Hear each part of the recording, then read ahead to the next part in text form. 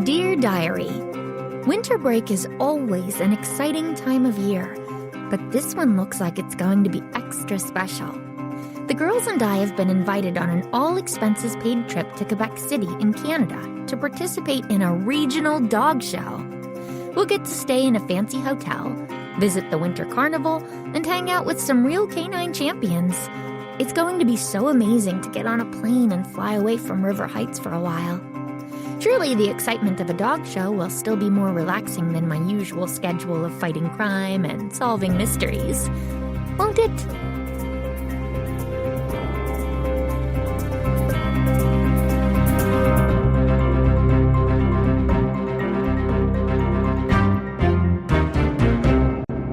Chapter 1.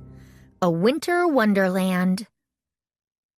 From where I sat in the front seat of the taxi, I was the first to get a full view of the banner that arched over the old cobblestoned street, reaching from one colorful building to another.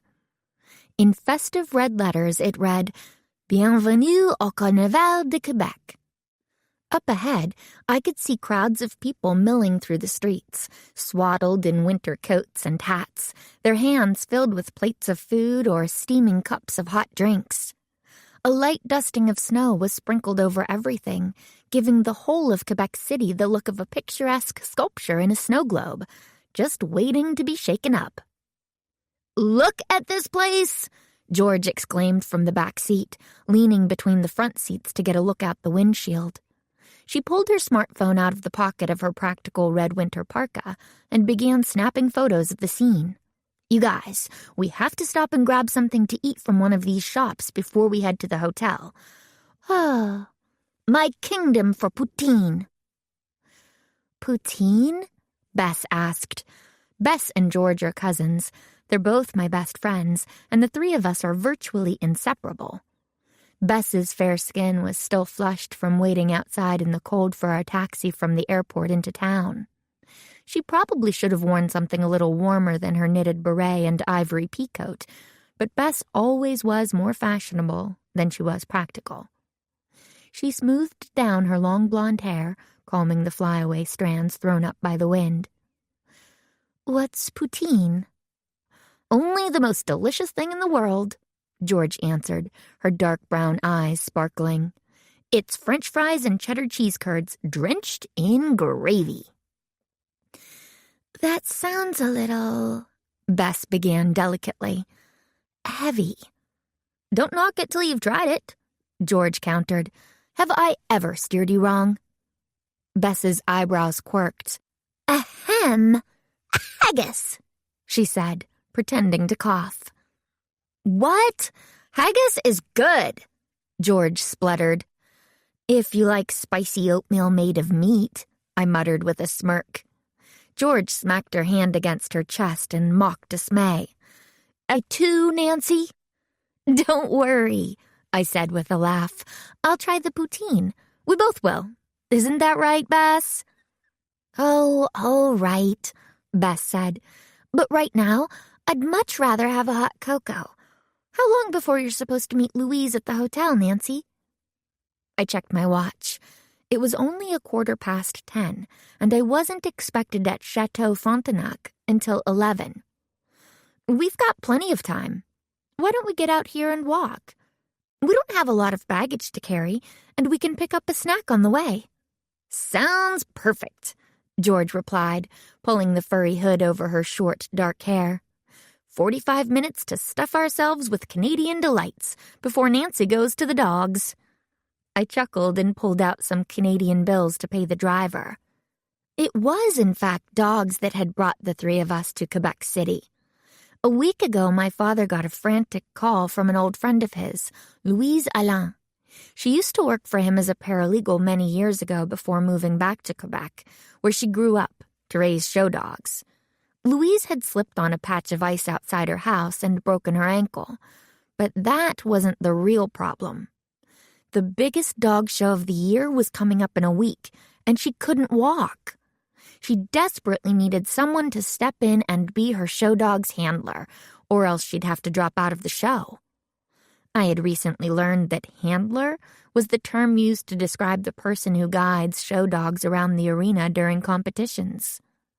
Unfortunately, Louise's backup handler had been stricken with the flu, and her options were slim. So she was calling in an old favor, hoping her old boss's daughter might be willing to take a free vacation in exchange for a couple of days' work. Being that we were already on a winter holiday from school, and that she was willing to pay for George and Bess as well, so I wouldn't have to travel alone, I was only too happy to oblige. I didn't know the first thing about being a dog handler, of course, but Louise assured me over the phone that she would teach me everything I needed to know. "You always had a way with animals," Louise had said. "I'm sure you'll do great." Still, as I got out of the car and felt the first blast of cold Canadian air on my face, I realized that it wasn't the only thing making me shiver. Bess must have noticed my expression as we pulled our bags from the trunk of the taxi. "Oh, Nancy, you're not nervous, are you?" she asked. "I mean, a little bit," I answered truthfully. Being in front of huge crowds of people isn't my favorite thing in the world. "Nance, you need to relax and have fun," George exclaimed, slapping me on the back. "Look where we are. If you can handle a constant parade of criminals, saboteurs, and petty thieves, you can handle walking a bull terrier around in a big circle. What's the worst that could happen?" I smirked. "George," I said, "did you forget who you're talking to? I think that statement could probably be filed under famous last words." It was true. Nothing is ever quite so simple when you're an amateur detective with a penchant for attracting trouble everywhere you go. But George was right about one thing. We were in a winter wonderland, so the best thing I could do right now was enjoy it.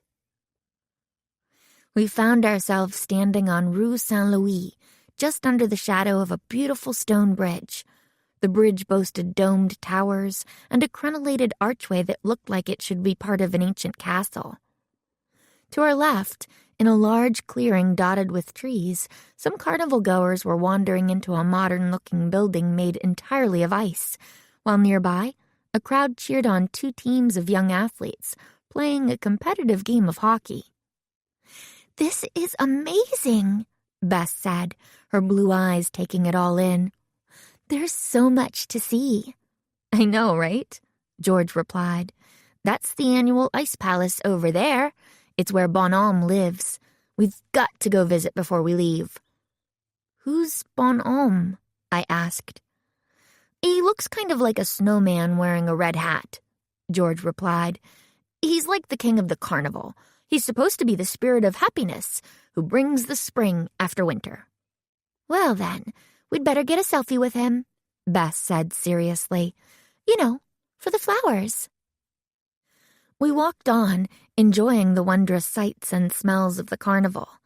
The attractions, the shops, the restaurants, the beautiful stone buildings lining the streets. It was like a storybook. George got her poutine, which I will admit was delicious, and Bess got her hot cocoa. I ended up buying something called a beaver tail, which tastes a lot better than it sounds. It's actually a warm tail-shaped pastry topped with cinnamon sugar. By the time I was done eating it, I had forgotten all about being nervous. After wandering around for about 15 minutes in a sugar and gravy-induced haze, I finally stopped and realized that we were quite a ways from where we had started. My watch read 10:50 a.m. Darn, I thought. I lost track of time. Now we have only 10 minutes to get to the hotel or I'm going to be late. "George," I said, "we need to be at the chateau ASAP. What's the fastest route from here?" George handed me the remnants of her poutine and pulled out her phone, poking at it until a map appeared on the screen. "Let's see here," she muttered, squinting at the unfamiliar streets. Up ahead, I watched as a well-dressed woman with ash-blonde hair and sunglasses rounded a corner. "I can't," she was saying into the phone at her ear. "I've got to get Daisy ready for the show and—" "George, watch where you're going," Bess called out. "But It was too late. Both distracted by their phones, George and the woman collided. They stumbled, and the phones went flying. I winced as they hit the ground with an unpleasant slap. "Oh," George stammered, reddening. "I'm so sorry." "That's quite all right," the woman said with a quick, reassuring smile. "These things happen." She went to reach for her phone, but I was standing closer to where they had fallen. "Please," I said, "allow me."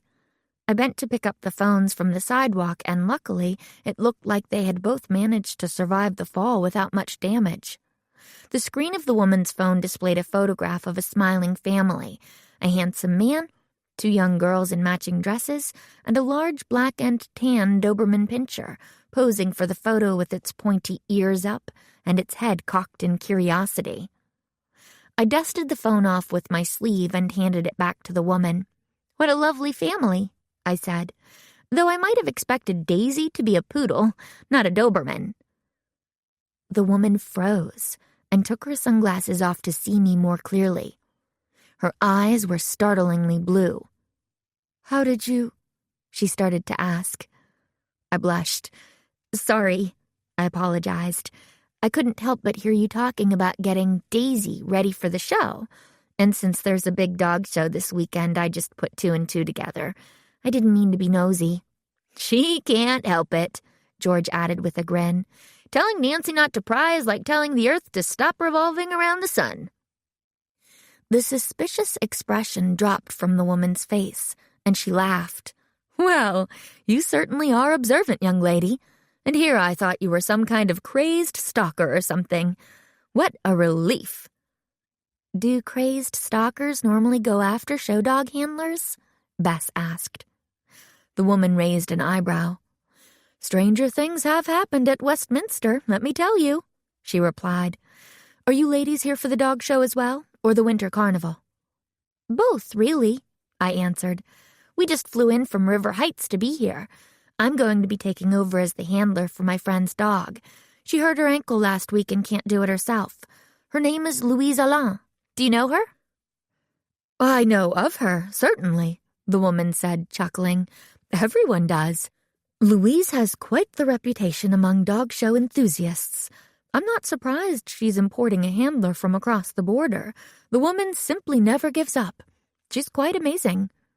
Although I think you'll find that most people in the business of showing dogs are quite unique, each in their own way, just like the dogs themselves." She sighed and smiled to herself. "Honestly, I just adore doing the shows. It gets me out of the house, meeting new people, although I do miss my little ones while I'm gone." She glanced down at the picture on her phone, her blue eyes soft. "Annabelle and Eleanor, aren't they the sweetest?" "Very sweet," I said, as Bess cooed over the picture. George nodded vaguely. She wasn't a big fan of little kids in general. They tended to make her nervous. The woman noticed George's reticence and laughed. "Oh, honey," she said, "you haven't been bitten by the mommy bug yet, have you? You're so young. You'll get there, and then you'll want to hold babies all the time." George said, paling. Suddenly, the woman clapped herself on the head in dismay. "Goodness, how rude of me. Here I am chatting up a storm, and I haven't even introduced myself." She stuck out her hand with a wink. "I'm Helen Bradley. It's been lovely bumping into you." The 3 of us introduced ourselves in turn, and Helen was kind enough to direct us to the hotel. She and the rest of the dog owners and handlers were staying there too. Then Bess reminded us that we were already running late, so we quickly excused ourselves. "Sorry to run off, but we've got to go," I said. "Maybe we'll see you later." "I'm sure you will, ladies," Helen replied with a cheery wave. "In the meantime, enjoy the city." "Ugh," George muttered as we hurried away. "If you guys ever see a mommy bug coming to bite me, please let me know so I can squash it." "Oh, come on, George," said Bess, giving her cousin a playful nudge. "She was so nice." "Yeah, she was nice," George admitted, "but that is the type of lady who will make you sit through a slideshow of her baby's first everything. Better that we got out while we could. "Run now, bicker later," I commanded. We jogged through the streets, wheeling our suitcases behind us and dodging tourists. We arrived at the hotel with only moments to spare. The Chateau Frontenac had to be one of the most beautiful buildings I had ever seen. It stood a little above the rest of the city, like a shining castle on a hill, surrounded by skeletal trees made cheerful by a dusting of snow. There was a tall central structure with domes and spires, and the rest of the hotel was built around it in a square that boasted turrets and towers, which looked like they were protecting the inner building. The whole hotel was made of cream and golden brick, with sage-green metal rooftops and hundreds of windows providing guests a show-stopping view of the city beyond. The girls and I grinned at one another, giddy with excitement, before rolling our suitcases into the lobby. Inside, everything was gold, crystal, and light. The doors and elevators glistened, reflecting the warm yellow glow of the chandeliers above. The air had the dark, comforting smell of wood polish, and I took a moment to breathe it all in. "Well, well, well," a voice said from a few feet away. "Nancy Drew, the last time I saw you, young lady, you were knee-high to a grasshopper. Look at you now." I turned to see a sturdy-looking older woman with short, curly brown hair, grinning wolfishly at me from a love seat, her foot encased in a medical boot. "Louise!" I exclaimed, walking over to embrace her. Louise lurched to her feet and gave me a stunningly strong hug before pulling away to do the same for both Bess and George, who each sputtered a breathless greeting while Louise gleefully crushed their ribs. "Thank you for coming, Red," Louise said with feeling, using an old nickname that referred to the reddish-blonde color of my hair. "You saved my butt, you really did. I'd have been up a creek if you hadn't." "Anything for one of Dad's old friends," I replied. "And anyway, how could I turn down a free vacation with my friends?" "How was your trip, girls?" Louise asked, turning to them. "Well," Bess began. "The flight was a little delayed because of a storm coming up from the south, but—" "Oh, good," Louise said, clapping her hands with finality and rubbing them together. "We've got a lot of prep to do for this show, and there's no time to waste. As soon as you check in and put away your luggage, we're off to the convention center to practice. We just need to wait for Marge." "Marge?" George asked. She looked dizzy from the speed at which Louise seemed to live her life. "Who's Marge?" "My bully, of course," Louise replied. "Ah, there she is now." We turned to see a pure white bull terrier striding into the lobby, being led by a porter. "Thank you, Genevieve," Louise said to the porter, taking the leash from her hand. Louise had written to say that she was checking into the hotel a few days early to get the lay of the land. Seemed to me she was already ruling this land. Marge sat on her haunches and regarded us with her small, dark eyes. Like all bull terriers, she had a long, flat head and a muscular body. Bess, instantly smitten, knelt down in front of Marge and began rubbing her behind the ears. "Oh, aren't you just the most adorable puppy on earth?" she cooed. "Aren't you?" "Careful," Louise chuckled. "You keep going like that, she'll never leave you alone." George and I introduced ourselves to Marge with some pats and ear scratches as well. For her part, Marge sniffed my hand intensely before leaning in and giving me a very long and slobbery lick across the face. "Ah, good. She likes you," Louise noted with approval. "Can't have her despising her new handler, can we? Now, go check in. Marge and I will meet you girls back here in 15 minutes. She took up the crutch leaning against the table in front of her and hopped toward a comfortable chair. The three of us checked in, stowed our luggage in our rooms, and quickly freshened up. We got down to the lobby just in time to hear Louise asking the porter to call a taxi to the convention center. A few minutes later, with Marge leading the way, we piled into the taxi and took a short ride to the nearby convention center, a large modern building made mostly of glass. We walked inside, where dogs of every imaginable size and variety were there with their owners, checking out the numerous vendor tables that were set up in the lobby. While the people pursued jewel-encrusted collars and hand-painted pet portraits, the dogs sniffed at jars of treats and one another's rear ends with interest.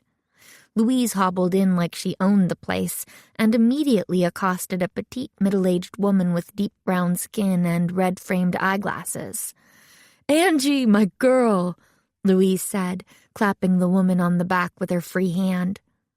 Over black leggings, Angie wore a bright red sweatshirt that was covered in paw prints and read, "Dogs are my favorite people." She had been engaged in conversation with a tall blonde man who was impeccably dressed in a light gray blazer and slacks. "Voyons donc, Louise," Angie sputtered, rubbing her shoulder where Louise's hand had landed. "Is it impossible for you to say hello to me without leaving me in tatters?" "Clearly not," the blonde man said, brushing an invisible speck of grit off his sleeve. "Oh, I'm sorry, old girl," Louise replied. "I'm just so excited. Here's my new handler, the young Miss Nancy Drew. I'm here to show her and her friends the ropes. Girls, this is my very best friend, Angie Wilson." Louise glanced at the gentleman next to her. "And the fancy boy next to her is Chuck Dubois. He's all right." She pronounced the name Dubois, which seemed to make Mr. Dubois wince. "Charles, s'il vous plaît," the man said, shaking our hands. "Miss Alain is fond of nicknames, but me, I am less so." "And who is this handsome fellow with you?" Bess asked, looking at Charles's dog. The dog was almost the same color as his owner's blazer and sat on its haunches, watching the crowd with a sort of detached amusement. Charles's face brightened. "Ah, oui, this is my Weimaraner. Cocoa diamonds are forever." George gave a long whistle. "Wow," she said, "that's quite a name." "She's quite a dog," Charles replied. "A lot of the show dogs have very complex names," Angie explained. "Oftentimes, the names reflect the dog's credentials or pedigrees, or sometimes they just help breeders distinguish one litter of pups from another." Louise huffed. "Nope," she said, crossing her arms. "Just Marge is enough for me. Her quality speaks for itself." "Or at least her owner certainly does," Charles murmured. Louise raised her eyebrow at him. "Someone needs a muzzle over there," she said, "and it isn't the Weimaraner." I leaned over to whisper in Angie's ear, "Are they always this hostile?" Angie nodded. "It's just their way. Don't worry. They're all bark and no bite." "Where's your dog, Angie?" Bess asked, stepping over to us. "Oh, Marshmallow Fluff is just having a snooze in her crate. I'll take you to her." Angie led us to a side area, past a checkpoint where lines of dog crates stood. As we walked, George turned back to me and mouthed, "Marshmallow Fluff?" I smiled and shrugged. The dog names certainly were entertaining. "Here she is," Angie said, stopping at a very large crate in the corner. "Wakey, wakey, Marshy. You've got some fans who want to meet you." She knelt down to open the door to the crate and look inside. A moment passed as Angie reached inside, the expression on her face changing from excitement to horror. "Oh!" Angie cried out. "What?" I said, suddenly alert. "What is it? Is your dog okay?" "She's breathing," Angie said, her face suddenly pale. "But she won't wake up. I think she's been drugged." Chapter 2. A Sticky Situation. Angie's anguished cry attracted the attention of many of the other attendees, who quickly congregated around us as we pulled Marshmallow Fluff from her crate. She was an old English sheepdog with a fluffy gray and white coat, exactly like the dog in numerous stories and movies from my childhood. She was alarmingly limp, with a line of drool seeping from her open mouth. But Angie was right. Her breathing was deep and steady. Angie was on her knees beside me, but seemed paralyzed by the sight of her beloved pet laid low. "What happened?" a deep voice asked. I looked up to see a large man with copper-brown skin and wavy black hair, watching us with concern. "Is she going to be all right?" a woman asked. "I think so," I said loudly. "But please back up, everybody, and give her some air." The crowd took 2 steps back, and I rubbed Marshmallow's head. "Come on, girl," I murmured, glancing back at her owner's ghostly pallor. "Wake up. Angie needs you." After a few tense moments, Marshmallow let out a deep groan and began to stir. Her head and legs twitched as if she were waking from a terrible dream. And then, finally, she opened her eyes. The big dog stared at me for a moment and then turned back to Angie. Then, like a small child calling for its mother, she whined. Angie wrapped her arms around Marshmallow's head, her eyes blurry with tears. "Oh, my sweet puppy, you're all right. Oh, I was so scared." Marshmallow seemed to understand her owner's distress and helpfully licked the tears off her face. After a moment, Angie pulled away, a confused look on her face. Something pink was stuck to her hand, tendrils of it trailing back to Marshmallow's flank. What? Angie stammered. "What is this?" I followed the tendrils and discovered a wad of pink goop stuck in the dog's thick fur. I picked at it, but it was stuck fast and only stretched as I pulled. I sniffed my fingers and immediately recognized the cloying, sweet smell. "Bubble gum," I said, "and it looks like it's not the only piece." Angie and I inspected the dog further and found more and more pieces, 10 in total. "This is terrible," Angie said. "It's going to be nearly impossible to remove all of this from Marshmallow's fur. I'll have to cut it out. Her perfect coat will be ruined." She covered her face with her hands. George and Bess approached, and I got up to stand next to them. "What do you think, Nancy?" Bess asked. I crossed my arms over my chest and sighed. "I think someone must have given Marshmallow a drugged treat, or something they knew she'd eat," I replied, "and then stuck the gum in her fur while she was asleep, so she wouldn't start barking and raise the alarm." Around us, the crowd murmured in response. I looked around, having forgotten that others could be listening. "How awful," said a voice, and I turned to see Helen Bradley, the woman whom George had run into earlier, standing in the crowd. Her blue eyes were creased with concern. "Who would do such a dreadful thing to a poor, innocent animal?" Louise hobbled over to her friend and laid a hand on her shoulder. Angie looked up at her friend, sniffing. "I thought we had a chance at Best in Show this year," she whispered. "But now—" She shook her head sadly. In response, Marshmallow Fluff got to her feet and woofed softly at Angie, placing a huge fluffy paw on her leg. Angie looked down at the dog and rubbed the top of her head. "It's okay, Marshy. It's not your fault. We'll get through this." Seeing that Marshmallow Fluff had recovered, most of the crowd began to disperse, with a couple of folks, including Helen and a young woman with blonde hair and a pixie cut, hanging back to console Angie. Louise made her way over to a chair and slumped into it, her brow creased with contained rage. She saw me watching her, and when our eyes met, she inclined her head twice, calling me over. I crossed over to where she was, with George and Bess in tow. "This is bad news, Red," she said once we'd gotten within hearing range. "I've heard of this kind of thing happening at dog shows, and we're lucky Marshmallow made it out alive. She just as easily could have been poisoned if some nutcase is looking to take out the competition. Now, she gave me a serious look. Are you still working as an amateur detective? Your father tells me you've managed to close a bunch of cases these past few years. I chuckled. Well, I said, it isn't as if I go looking for problems to solve, but they just seem to find me.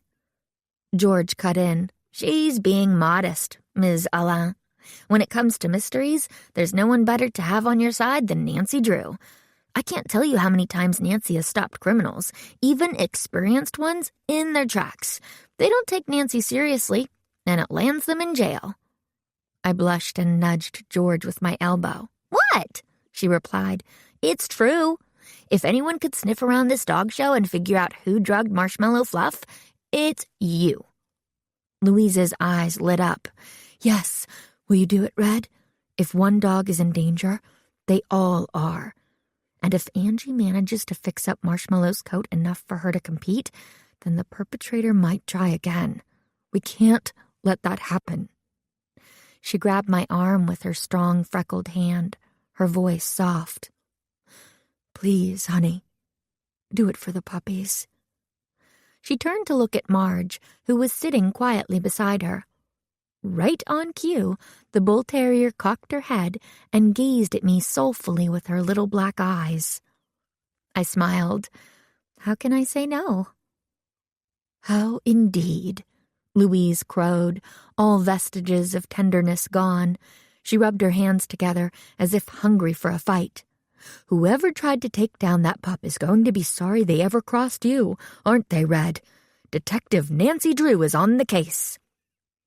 The sound of Louise's clarion call made Helen, Angie, and all the other people around us stop talking and glance over curiously. I waved at the onlookers, smiling awkwardly. Nothing to worry about, I called out. Louise, I whispered, bending to her ear. I know you're excited, but if we're going to find the culprit, we'll have to keep a low profile. Do you get my drift? Louise's eyebrows rose, and her mouth formed an O. Right, she whispered conspiratorially. Any one of these people could have done it. We can't let them know we're onto them. Exactly, I agreed. I'm fairly certain the perpetrator is also a competitor in the dog show. It's the only motive that makes any sense. Do you know most of the competitors pretty well, Louise? Louise scanned the crowd. Sure do. There are only a few newcomers that I can see, and I doubt any one of them would do something like this. A newbie wouldn't have a chance at Best in Show anyhow, so why bother with sabotage? No, it would have to be a real contender. That's a good point, I said, and it helps narrow down our suspects. I've got an idea, Bess piped up. Nancy, since you need to do the dog handler training with Louise before the show tomorrow and Sunday, she can introduce you to all the other competitors then, and George and I can go shopping for costumes for the masquerade ball tonight. How does that sound? I slapped myself in the forehead. The ball! I'd completely forgotten. The dog show had been scheduled for the same weekend as the Winter Carnival's annual masquerade ball, held in the grand ballroom of the Chateau Frontenac. All the dog show competitors were invited to attend. In fact, the Winter Carnival had named this year's party the Dog Ball in honor of the show.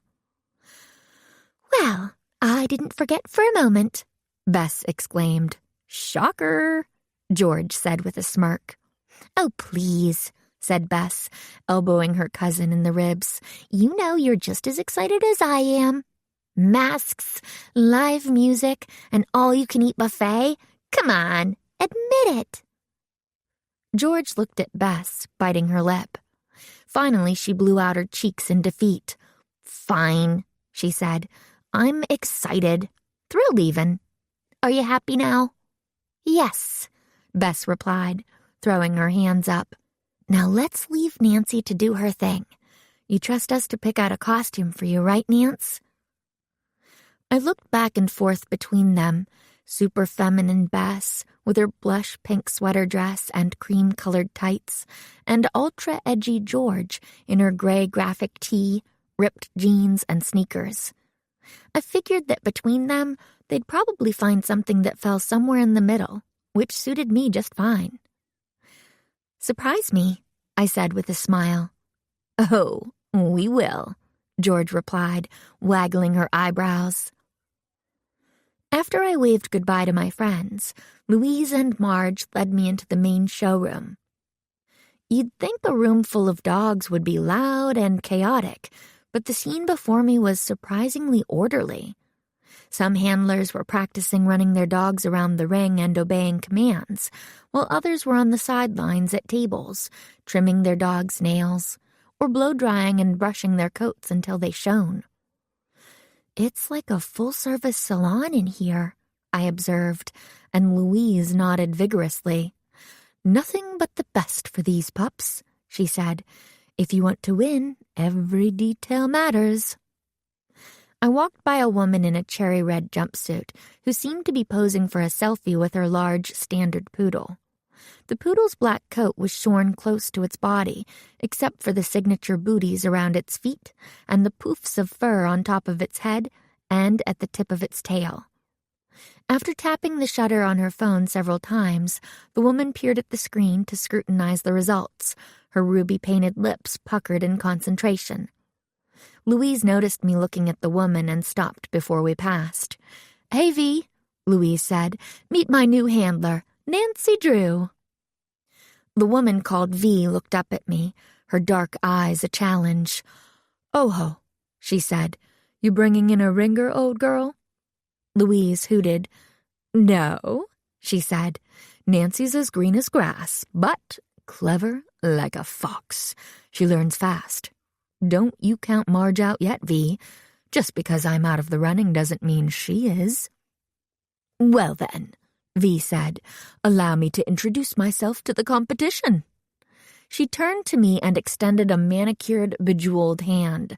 "Valencia Vasquez of Los Angeles, and this is my two-time champion, Miss Hollywood Garden."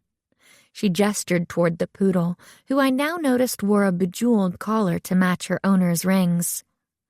"Charmed," I replied, shaking her hand.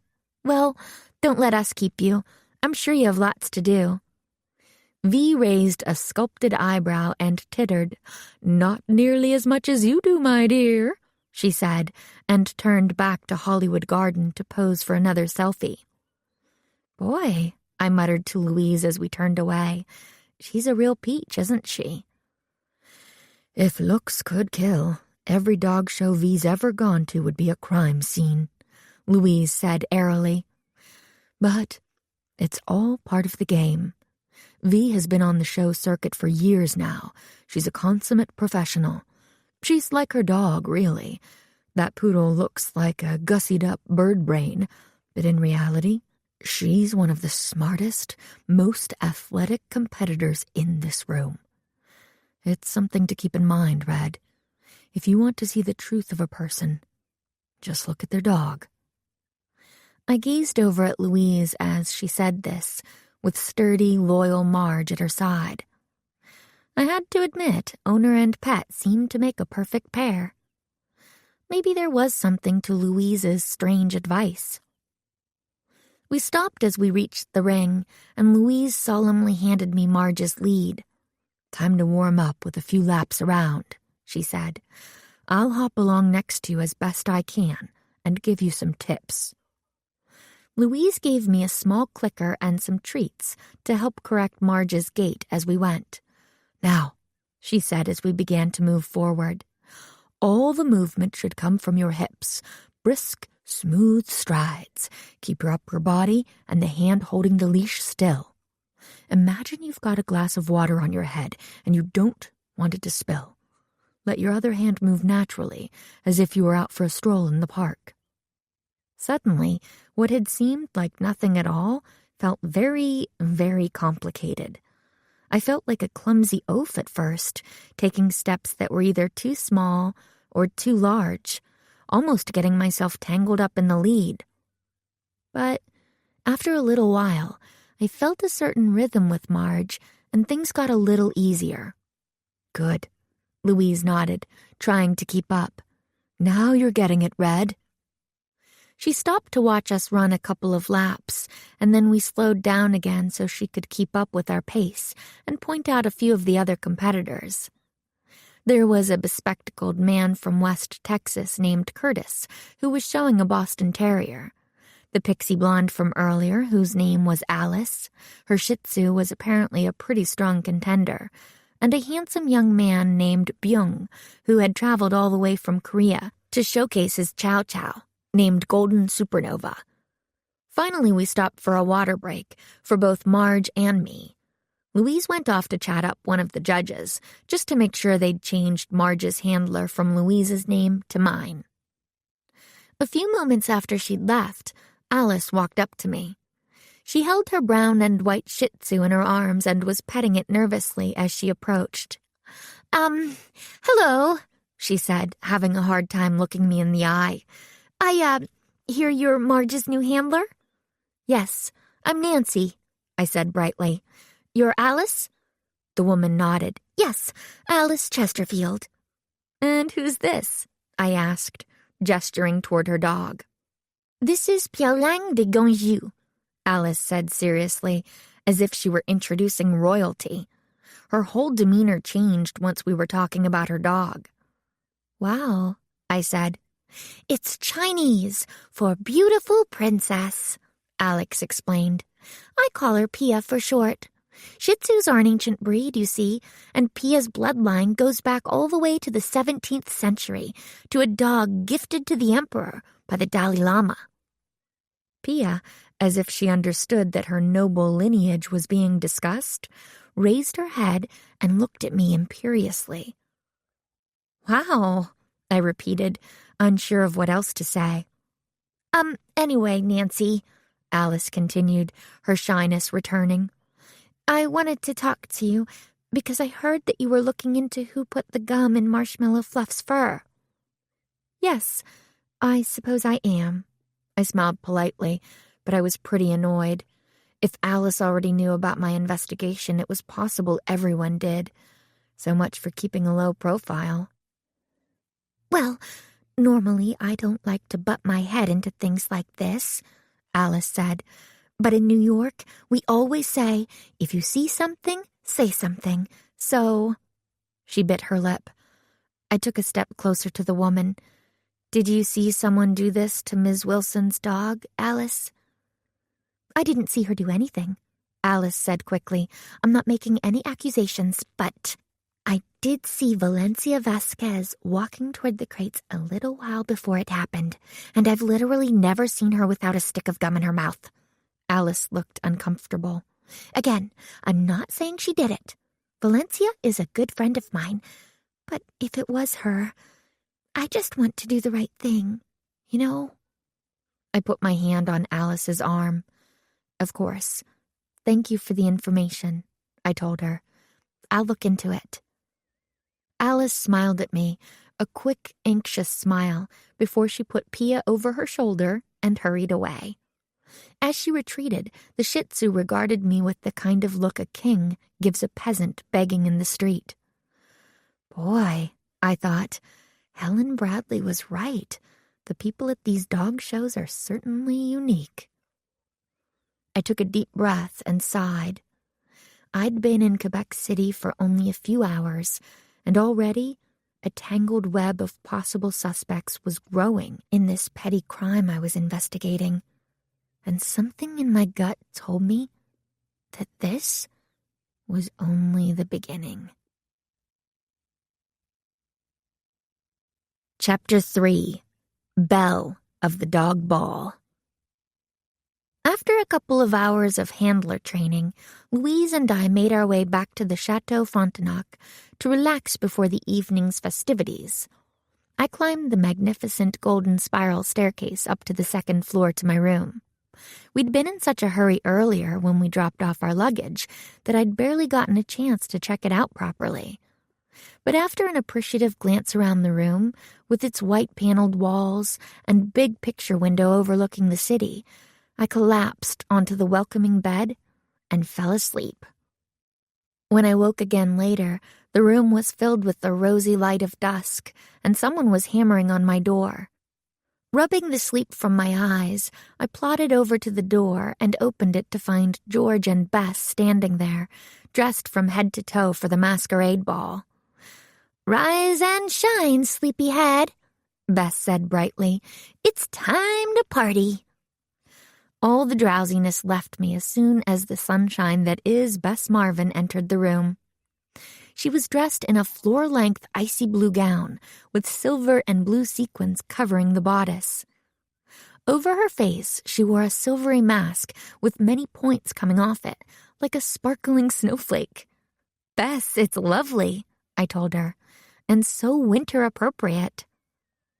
I turned to George, who was wearing a short violet dress with a skirt that flared out from the waist. Matching satin gloves covered her arms, and she wore a black and violet cat mask over her face, complete with pointed ears and wispy black whiskers. "You're wearing a cat mask to the dog ball?" I chuckled. "What?" George said. "I like to be edgy. Anyway, what can I say? I'm a cat person." "Maybe you're just hoping one of the guys will chase you," Bess teased. George blushed and elbowed Bess in the ribs. "Hardly," she said. "Anyway, Nance, you're going to love what we picked out for you." She stuffed a shopping bag into my arms and waved me into the bathroom to change. Bess's face lit up when I emerged a few minutes later. "Oh," she exclaimed. "Oh, it's even more perfect than I expected." George gave me 2 thumbs up. "You two really know me well," I said, smiling shyly. The strapless burgundy dress was velvety soft and flowed in ripples to the floor. Simple, but elegant. My friends had picked out 2 gold cuffs for my wrists, and on my face I wore a brown and gold-beaked mask, with striped feathers arching off the 2 corners like pyramid-shaped ears. "An owl mask for our all-seeing bird of prey," George quipped. "Hunting down bad guys in America and beyond," Bess added. I laughed. I could always count on Bess and George to keep me from taking myself too seriously. "Well, ladies," I said, "the ballroom awaits." When we made our way back downstairs, the lobby was buzzing with guests, virtually all of them dressed to the nines for the big party. I noticed with amusement the large number of dog masks on display, often worn by the owner to match their pet. Winding through the crowd, we followed the signs to the Chateau Frontenac's majestic ballroom. Bess's jaw dropped, and George instantly began rummaging in her purse for her phone as soon as we got through the door. The room was vast and breathtakingly beautiful. Gigantic windows reached all the way up to the cathedral ceilings, and 8 massive crystal chandeliers cast warm yellow light down onto the scene below. On a raised stage at the back of the room, a 10-piece band was already playing a classic waltz for guests on the dance floor. Waiters and waitresses walked around the room with delicious-smelling trays of appetizers and drinks. "Bonsoir, mademoiselles," a young hostess said as we walked in. "Bienvenue à la soirée des chiens." "Merci beaucoup," George said, bowing her head politely. She turned to Bess and me, her cat mask making her look even more mischievous than usual. "Well, I don't know about you girls, but I'm ready to eat. That poutine feels a world away." "I want to explore a little bit first," Bess replied, lacing her arm through mine. "Come on, Nancy, let's take in the sights." As we made our way around the room, I spied Valencia Vasquez holding a champagne flute and chatting up a gentleman wearing a steel-gray wolf mask. She was wearing a silky black dress and an elegant canine mask that looked very much like Hollywood Garden. When she saw us coming, she waved the man away and turned to scrutinize our outfits. "Nancy, my dear," she crooned, "you clean up nice. And who's this pretty little thing?" I gritted my teeth. This is Bess Marvin. Bess, meet Valencia Vasquez.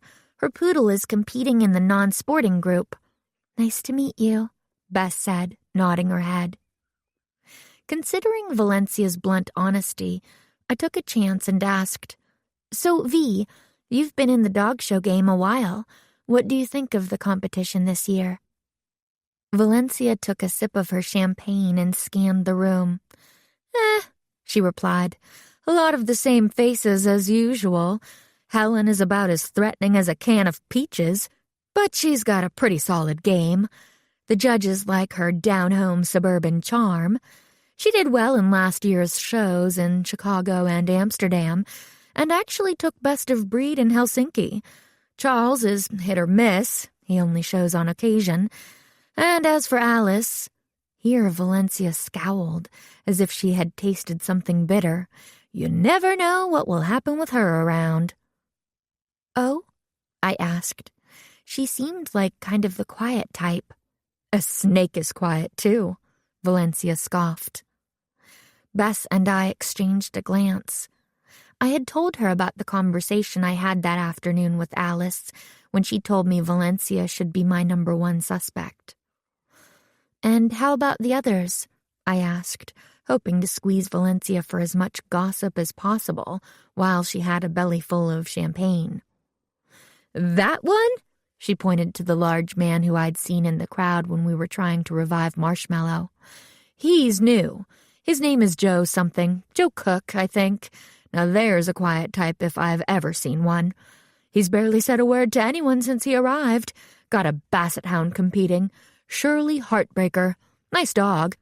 But it will be his heart broken when he finds out that she hasn't a fighting chance.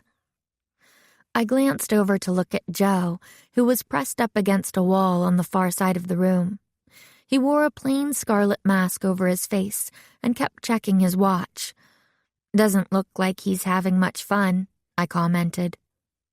Valencia tisked and picked up another glass of champagne from a passing waiter. Why do a dog show if you're not going to enjoy it? She asked. Why indeed? I wondered. Louise is usually a pretty tough one to beat, Valencia went on, but now that she's got you in as her handler, that makes Marge a little bit of a question mark. She looked straight at me, a challenge in her eyes. We'll see, I said, meeting her gaze. Valencia smiled, her red lips stretching wide like the Cheshire cat. Yes, she said, we will. After a little more exploring, we made our way to the buffet table, where George was standing with a plate piled high with delicacies. So, she said through a mouthful of food, narrow down the list of suspects at all? I frowned. I didn't narrow it down as much as make it longer. Alice already basically accused Valencia of the stunt, but I'm not totally convinced Valencia is the one we want, and according to her, Alice herself isn't quite what she seems, and neither is the new guy over there. Joe? It almost seems like anyone could have done it. Every one of them has a motive. They all want to win. How about Mr. Dubois over there? George asked, glancing at something behind us. What is he up to, do you think? I turned to see Charles Dubois, a Phantom of the Opera-style white mask covering half his face, lurking behind one of the tables where a few guests had left their bags and other belongings. He was covertly sifting through the pockets of a suit jacket that hung on the back of a chair. Then he searched inside a purse on the table before moving on, glancing around to make sure no one had witnessed the act. Luckily, I turned back around quickly and he didn't notice us watching. Bess covered her mouth with her hand. What could he be looking for? She murmured. I shook my head. Not sure. Maybe something to use for blackmail? That's another good way to get people to drop out of the competition. All I know for sure is Mr. Dubois just jumped to the top of my list of suspects. I picked a mini quiche off George's plate and popped it into my mouth. After chewing thoughtfully, I said to Bess and George, I'd better keep an eye on him. You two keep your eyes peeled for anyone else doing something suspicious. Someone in this room is hiding something, and I'm going to find out who." As I walked past them, I almost ran into Helen Bradley, who was standing next to us, nibbling at a plate of baby carrots and celery. "Oops," I said. "I've got to stop bumping into you like this." Helen laughed and waved away my apology. "Enjoying the party?" she asked, gesturing toward the crowd of masked guests. "I love a good masquerade. It's always fun pretending to be something you're not. It's like Halloween for grown-ups." I nodded. "It's fun," I agreed, but I could never really get into pretend games. Too easy for me to see through the lie, I guess. I shrugged. "It's a blessing and a curse." Helen took a long sip of her drink. "You must not like reading mystery stories, then," she guessed. I laughed. "Oh, I love mystery stories," I replied. "The problem is, I always figure it out by the second chapter." Helen opened her mouth and looked like she was about to respond when she seemed to feel something in her purse. She put her drink and plate down on a table nearby, pulled out her phone, and glanced at the screen. "If you'll excuse me," she said, pressing her phone to her chest. "I have to take this. It's my husband. Whenever he's home alone with the kids, he calls me every hour." She shook her head, chuckling and muttering, "Men," before turning away and putting the phone up to her ear. I began walking a slow circuit around the room, trying to watch the movements of all the competitors, searching for anything out of the ordinary. After a little while, I saw the same gentleman with the wolf mask walk up to Bess, bow, and take her hand in his. Bess smiled and blushed before allowing herself to be led out onto the dance floor. She laughed as he twirled and dipped her to the sound of the music, which had changed to be more upbeat now that the night had progressed. She caught my eye in the crowd as I watched and waved to me, beaming. I waved back, shaking my head. Bess was like a flame in a world full of moths, drawing everyone close with her radiance. After about half an hour of watching with no more information to speak of, I finally headed back to the buffet for a dinner break. I had just taken my 5th bite of chicken marsala when George ran up to the table where I was sitting, her eyes wide with barely concealed panic. I set the plate down and got up to meet her. "George, what's wrong?" I asked. "It's Bess," George said, her voice choked with emotion. "I don't know where she is. I've been looking for her everywhere for the past 10 minutes. I even checked her room, but I can't find her. She's not answering her phone. She wouldn't have just left, Nancy." I gripped George's shoulder. It was so unusual to see her frantic like this that it threatened to infect me with panic too. "Okay," I said as smoothly as I could. "Calm down. We'll find her. Let's ask around and see if anyone saw her leave." 10 minutes later, we were no further along with our search except for one other fact. The last person who we'd seen Bess with, the man with the wolf mask, was gone too. A heavy stone settled in my stomach. "The front desk," I said. "Maybe they saw something. We have to try." George and I ran from the ballroom, still loud and crowded with partygoers, back into the empty lobby. The same concierge who'd been there when we arrived was standing behind the desk. "Excuse me," I asked him in a rush. "My name is Nancy Drew. We can't seem to find our friend. Her name is Bess Marvin. She's the blonde-haired girl we checked in with this morning." The concierge nodded. "I remember her. I don't recall seeing her leave from the front here, however." He turned to the computer and typed something in. His eyebrows went up. "Ah, yes, I thought so. There was a message left for you, Miss Drew, just about 20 minutes ago." He pulled an envelope from under the desk with my name printed on it in nondescript block letters. I tore it open and pulled out a single sheet of paper with the same block lettering written on it. George and I read it together. "Nancy Drew, we have taken your friend. If you want to see her again, drop your investigation immediately. Act normal. Tell no one, and do not involve the police.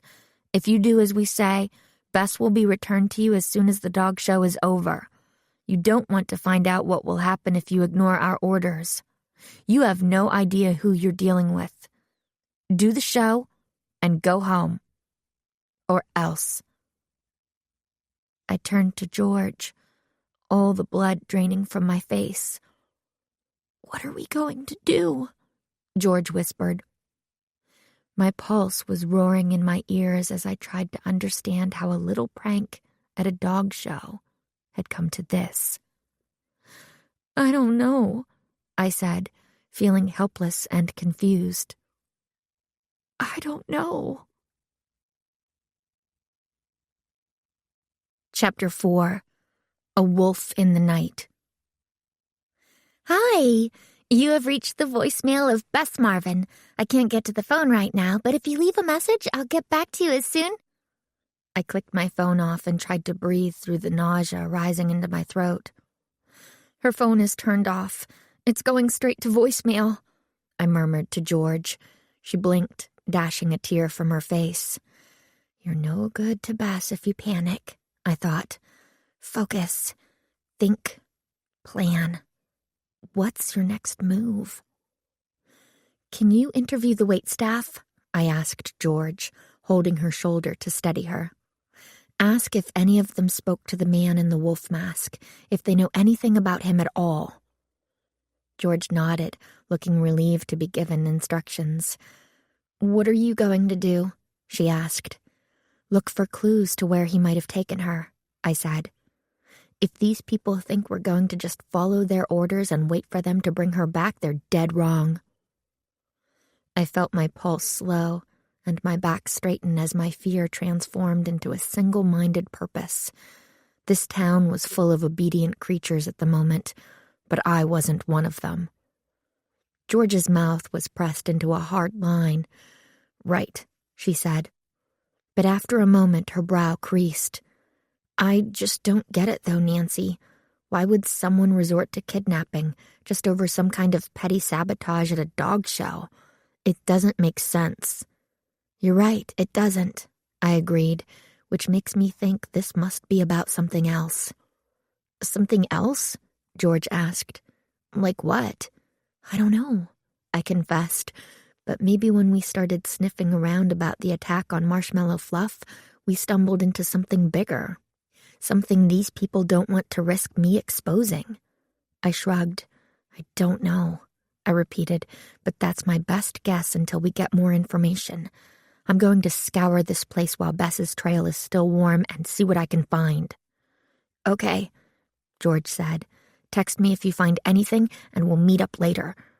As I turned to go, she grabbed my arm and said, "Be careful, okay, Nance?" I nodded, and we parted ways. I quickly ran up to my room to grab a coat, and then made my way outside. The hotel was shaped kind of like an empty square, with several enclosed parking lots in the middle, accessed through tunnels that ran through the belly of the building. Someone with a getaway car parked in one of these dark tunnels could have easily taken Bess out a side door and into the car quickly and without being seen. I tried the one closest to the ballroom first. A bellhop was standing near the door, bouncing up and down on his heels for warmth. "Good evening, mademoiselle," he said as I approached, his breath cascading out in rolling clouds. "Can I help you with anything?" "Actually, yes," I said.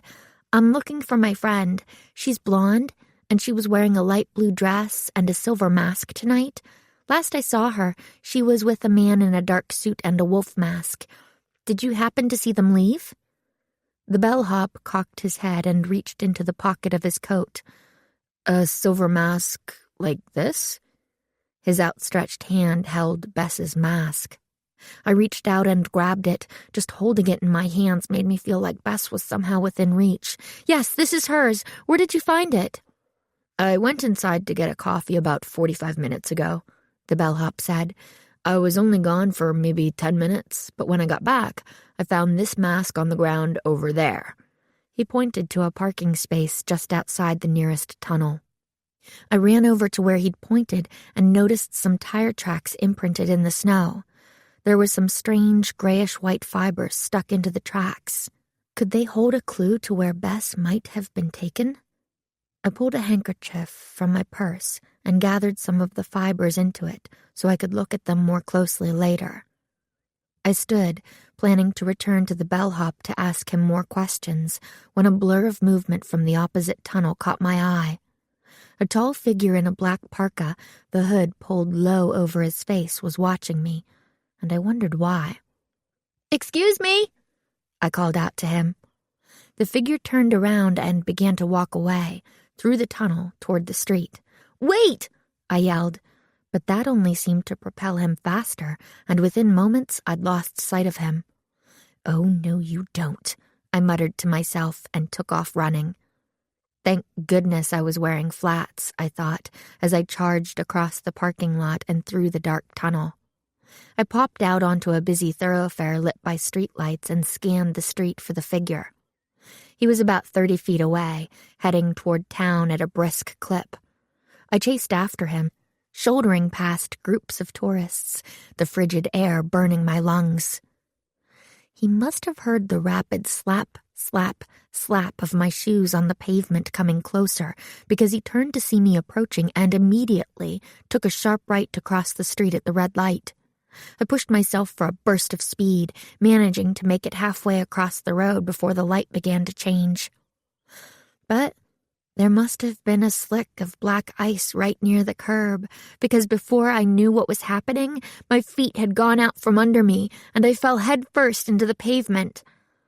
I managed to put my hands up before my face hit the ground, but I couldn't save my knees from whacking painfully against the asphalt. I looked up to find the figure, but my eyes were blinded by headlights, coming right toward me. I gasped and tried to get up, only to slip and fall again. The car was virtually on top of me now and didn't look like it was going to stop. Time seemed to slow as the yellow light filled my whole vision, my whole world. Suddenly, I felt a firm grip on my coat and the sensation of being yanked off the street with extreme force. My hip bumped the curb as I slid away, and I watched in horrified silence as a black taxicab ran straight over the spot where I'd been lying just seconds ago. I scrambled to my feet and hissed with pain, feeling the spot on my side where I was sure a bruise was forming. "You're welcome," said a voice next to me, and I turned to see the tall figure I'd been chasing standing there. Had I heard that voice before somewhere? I felt my face get hot with anger. "You never would have needed to do that if you hadn't run away in the first place. Who are you? Why don't you want to talk to me?" There was a pause. "You're not going to let this go, are you?" the man finally asked. I shook my head. "Whatever it is that's going on here, you better believe I'm not letting it go. My friend is in danger." The man's brows furrowed at this bit of news. "Your friend?" he asked. "Bess Marvin. She's been kidnapped," I told him. "Whoever took her left a note with the front desk, threatening to hurt her if I don't stop snooping around. Do you know anything about that?" The man cursed under his breath and muttered, "It's even worse than I thought." Sighing, he said, "Well, you give me no choice then." He stuck his hand into his parka and began to pull something out. My heart leaped into my throat. Was he reaching for a gun? A knife? I relaxed as I saw what he was really going for. A badge.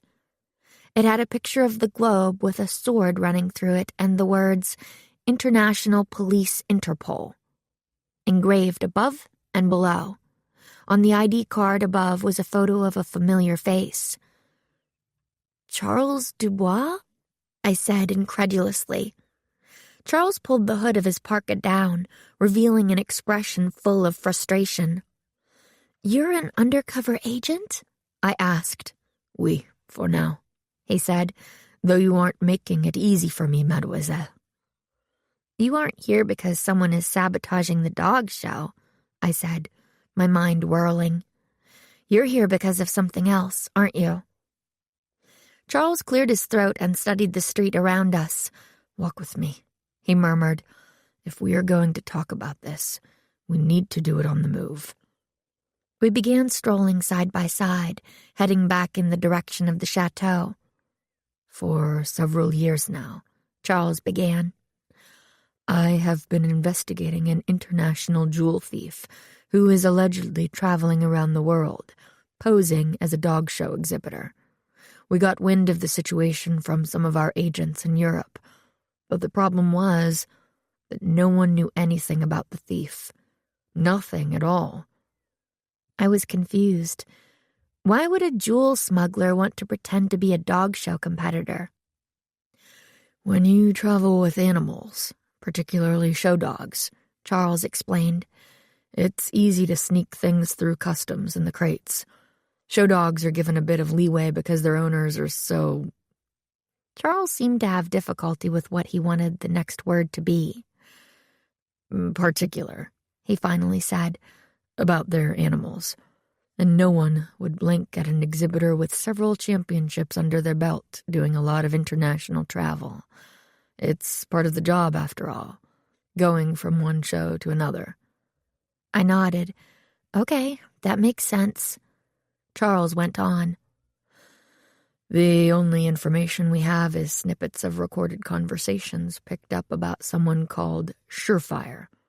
We figure that's the thief's code name, so we've been able to trace this person from one dog show to another, but we've never been able to catch him or her in the act.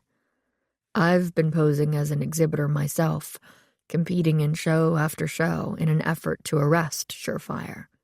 Before this, I was in Finland, and then the latest breadcrumb led us here, to my hometown, so I've been very hopeful that I'll be able to track the thief down in Quebec City. But then this whole chewing gum debacle happened, and you showed up. Le petit inspecteur. I cringed a little at the word petite, which sounded insulting coming out of his mouth. Hey, I said, stopping in the middle of the sidewalk. Louise Alain asked for my help, and I gave it. If I had known what I was walking into, I would never have put my friend at risk. Charles stopped too and rubbed his face with his hands. Oh, I know, mademoiselle. Je suis désolé. The thing is, I've been chasing this criminal for a long time. I don't want him to fall through my fingers. And with this newest development with Mademoiselle Marvin, it's all become very complicated. Maybe, I said. But it's not just complicated for us. It's complicated for them, too. Kidnapping Bess was a risky move, a desperate move. Now we know for certain that they're here, and unless they were very careful, they will have left behind a clue.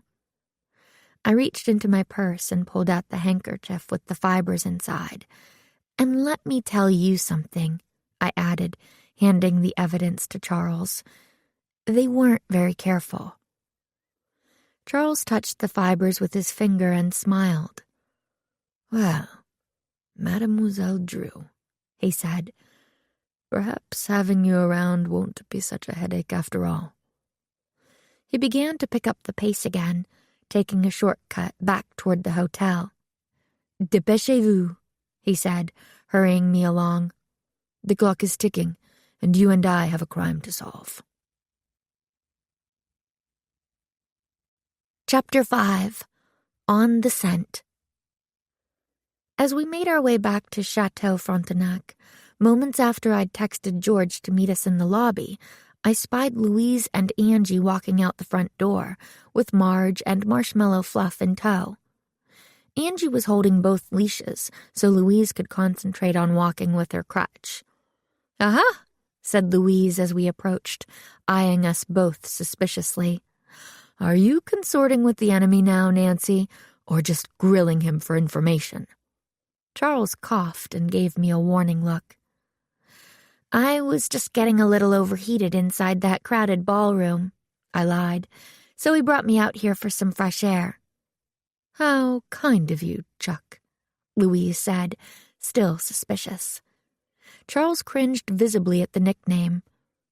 But don't think you can charm your way to best in show.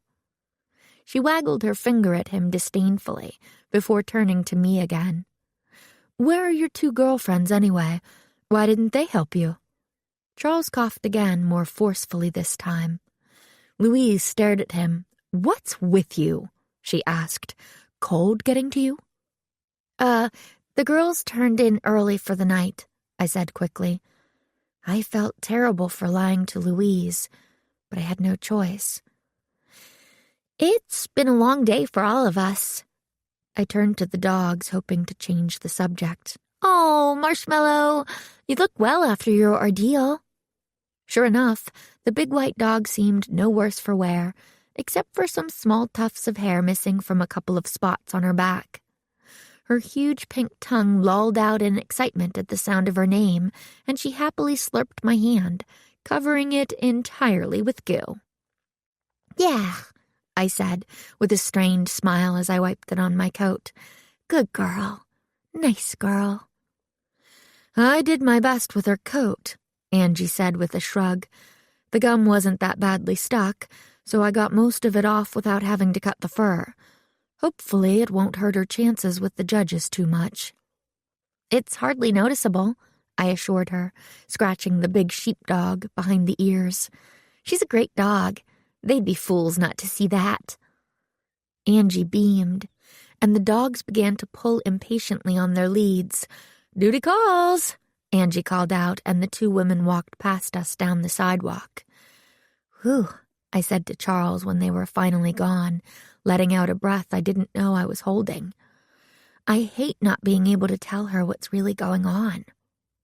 "It's the only way to keep everyone safe, and find your friend," Charles assured me.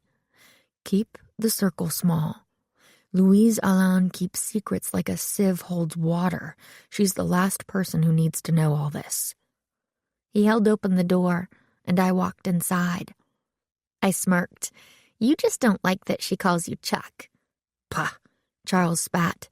"Chuck is what you call a piece of meat, and not a very good one, mind you." Clearly, I had hit a nerve. "Fine," I agreed. "We won't tell Louise. But not telling George is a deal-breaker. She and I come as a pair." Charles sighed hugely and pinched the bridge of his long nose with his manicured fingers. All right, you can tell her. Ugh, one little girl detective is bad enough, and now I have to deal with 2. I crossed my arms and gave him a stern look. "Without this little girl, Monsieur Dubois, you would have no leads at all." Charles raised his hands in mock surrender. "Alors, you are correct, mademoiselle. Let's find Mademoiselle George and get upstairs quickly, so I can contact my superiors." George appeared from a hallway just as Charles and I walked into the crowded lobby. Apparently the masquerade ball had just ended, and guests were still milling about before heading up to their rooms for the night. "George!" I called out over the murmur of conversations. She heard me and hurried over, casting a questioning look at Charles standing beside me. I'll explain in the elevator," I murmured, casting glances around at who might be listening. George nodded wordlessly and followed Charles and me into the closest elevator, where 2 other guests were standing. Charles pushed the button for the penthouse. Just as the doors were about to close, Valencia Vasquez glided into the elevator. "Ah," she sighed with relief. "Just made it." She yawned luxuriously, and in the waft of her breath came the distinct scent of cherries. I wrinkled my nose. Not my favorite smell. "So," she said, eyeing me, "did you enjoy the party, Nancy?" "It certainly was something," I said truthfully. "I saw your friend nabbed the handsome wolfman as her dance partner. I have to admit, I'm a little jealous," she told us. I felt my breath catch in my throat, and Charles stiffen beside me. "Who is he, anyway?" I asked carefully. "Have you seen him before? One of the dog owners, maybe?" V shook her head. "No, I'd remember him if I had. And anyway, I overheard him telling her that he doesn't even like dogs, so I can't imagine why he'd want to hang out with the likes of us." She laughed. "Well," she said as the elevator doors opened, "this is me. Good night, all." It wasn't until the final guest had departed and the elevator doors were shut that Charles stabbed the emergency stop button. The car lurched to a halt in between floors, and George nearly jumped out of her skin. "Hey!" she exclaimed. "What are you doing? Nancy, should I punch this guy or what?" No, I stammered. "He's okay. Charles is with the International Police. He's undercover." "Oh," George said, sagging with relief. And then a moment later, "Oh!" She perked up again, realizing the elevator was less dangerous and the situation more interesting than she'd expected. She waggled her eyebrows. "A secret agent. Wait, so you must have been right, Nancy. This is about more than just some chewing gum, isn't it?" I nodded. "A lot more." While I filled George in, Charles took a photograph with his phone of the grayish-white fibers I'd found in the tire tracks and sent it to his bosses at Interpol. By the time I had finished my story, Charles's phone had already binged an answer. "Paper fibers," he said, looking up at us. "Probably from a pulping factory. That's their best guess without actually seeing the evidence firsthand. It's a good guess. There are quite a few such factories in the city, and some of them are abandoned. We've seen them used before as hideouts." Charles tapped his chin, looking like he was piecing it all together. "At this time of year, they would need to turn on the power for heat, which would require going to the factory before picking her up." "Okay, let's go. What are we waiting for?" George said, moving to restart the elevator. Charles turned to her, clearly shaken out of his thoughtful reverie. He put his hand on George's arm. "Mademoiselle," he said, "it is not that easy. We can't just go running to every factory in town looking for your friend. These fibers might not have anything to do with the kidnapping even. Let the professionals do their work. I promise you. I will keep you and Nancy updated." George opened her mouth to argue, but I shook my head. George swallowed the words and stood silent, her face a thundercloud. "Merci," Charles said. "For now, let us go back to our rooms. It's late, and tomorrow is a big day, for more reasons than one. No matter what, you two need to act as if everything is normal. Your friend Bess has taken ill, or gone on an errand, something to explain her absence. If the enemy catches wind of my identity, or that you two are still actively trying to root him out, I cannot guarantee the safety of Mademoiselle Marvin." I gritted my teeth. Doing nothing was never my strong suit, but there was no other way right now. I nodded. "Bien," Charles said approvingly. "The show must go on." He then restarted the elevator and pushed the button for the 9th floor, where most of the dog show competitors were staying. "Ugh," Charles exclaimed as the elevator lurched into life once again. "In all the excitement, I've forgotten all about young Coco. She'll need walking, and here I am with all this work to do." "We'd be happy to walk her for you," I offered. "I need the practice, and frankly, I can't imagine getting much sleep tonight with things as they are." Charles looked at the two of us skeptically, but finally relented. "D'accord. But please, whatever you do, don't allow her to consort with neighborhood mongrels or eat any rubbish from the ground. That's the last thing I need. First a kidnapping, and then a dog with a tummy ache on show day." 10 minutes later, after a lengthy speech about Coco's very particular care, George and I were back on the street, walking Coco the Weimaraner around the perimeter of the hotel. "I don't know what Charles was talking about," George commented. "I think this dog would rather starve to death than eat anything other than gourmet cuisine." I chuckled. Like her owner, Coco Diamonds Are Forever was used to the finer things in life. She walked with her elegant gray head held high, looking down on any other dogs that came by and barked or tried to sniff her. Louise certainly seemed to be onto something with the idea that dogs mirrored their owners. "Hey," George said quietly as we turned a corner. "Isn't that Joe? That big guy from the dog show?" I looked where she was pointing and saw a hulk of a man across the street from us, wearing a brown parka and walking a basset hound, who herself was dressed in a fleece overcoat and boots. "I think so," I replied, squinting to see better in the dark. As we watched, another man jogged to catch up with him. He said something to Joe, but instead of stopping to talk to him, Joe waved the man away and began to walk faster.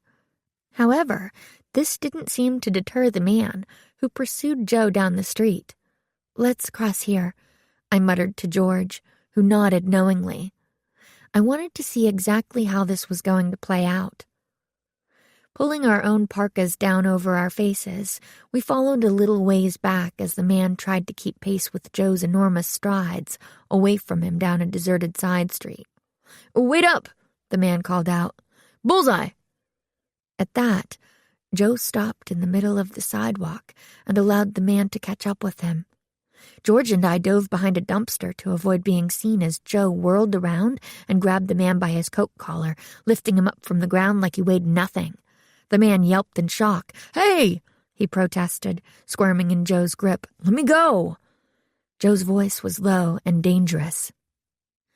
"Listen very closely," he said. "You don't know me. Do you understand? You've never seen me before." Okay," the man said, his voice full of fear. "Okay, man, be cool. I didn't mean any harm. Please."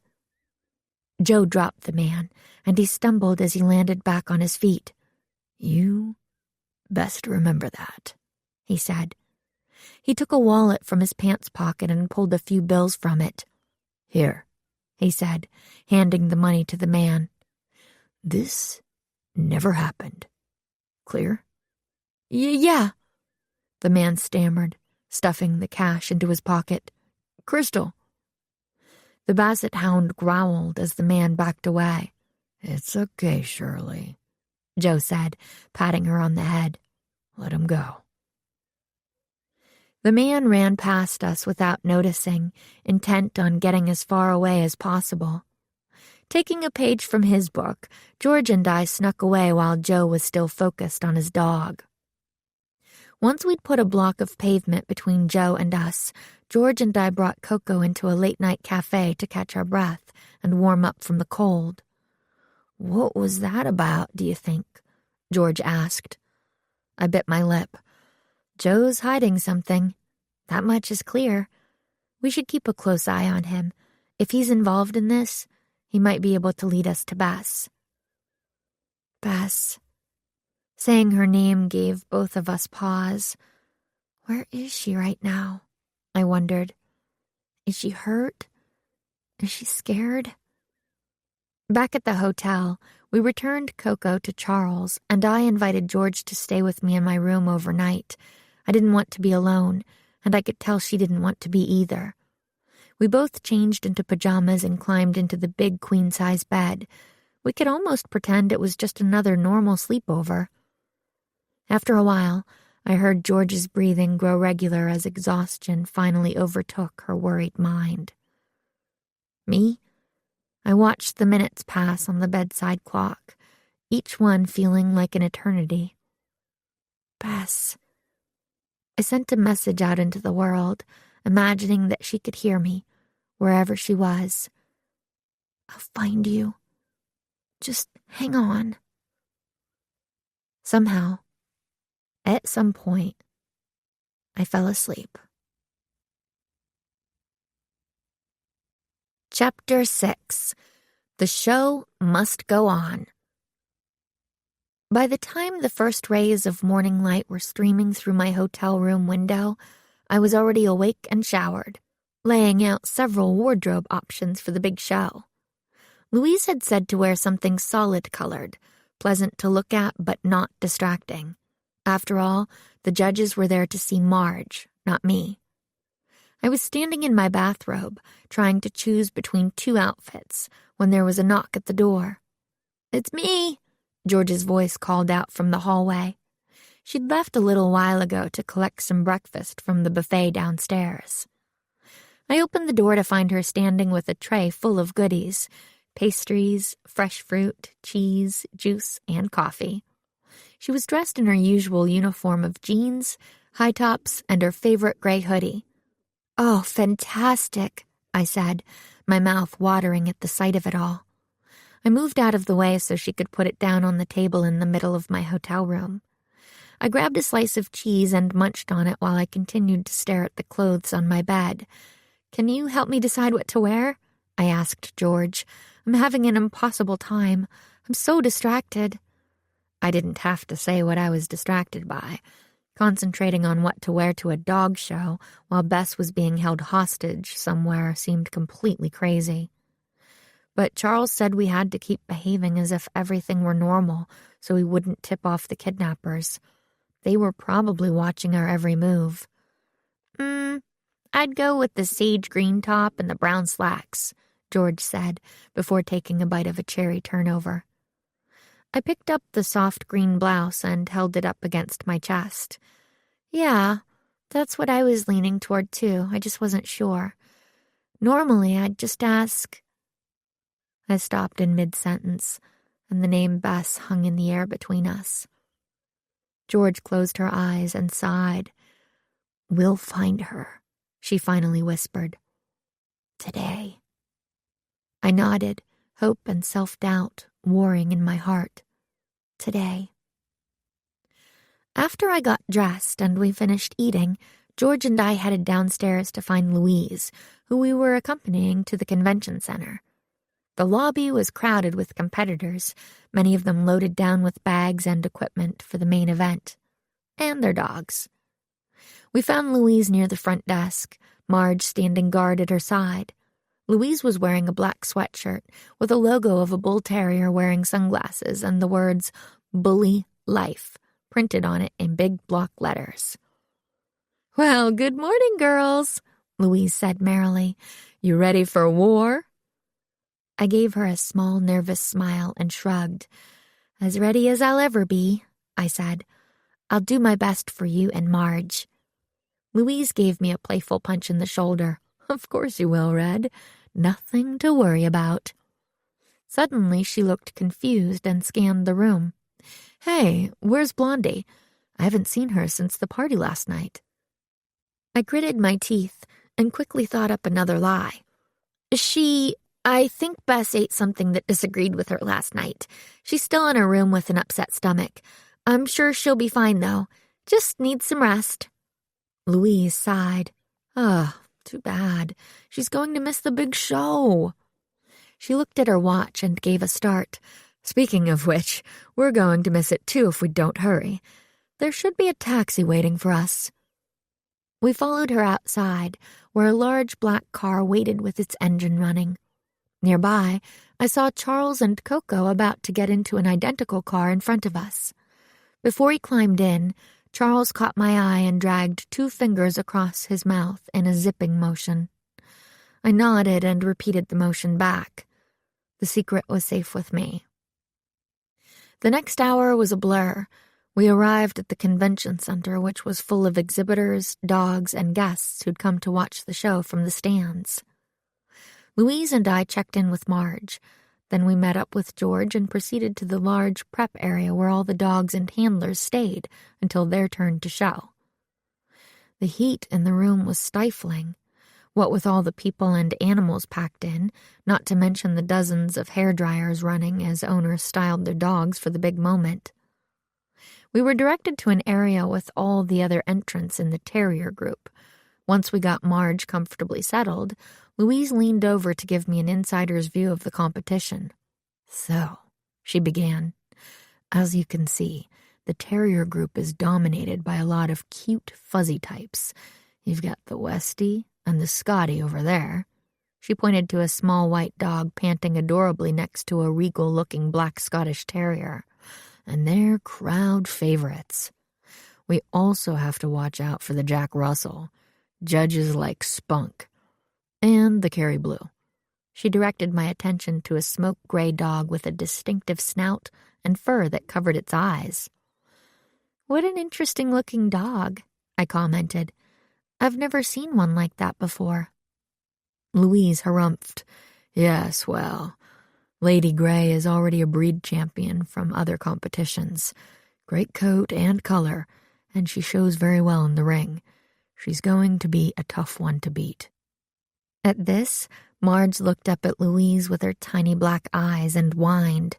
"Oh, don't get your tail in a knot, Marge," Louise said, affectionately nudging the dog on the chin.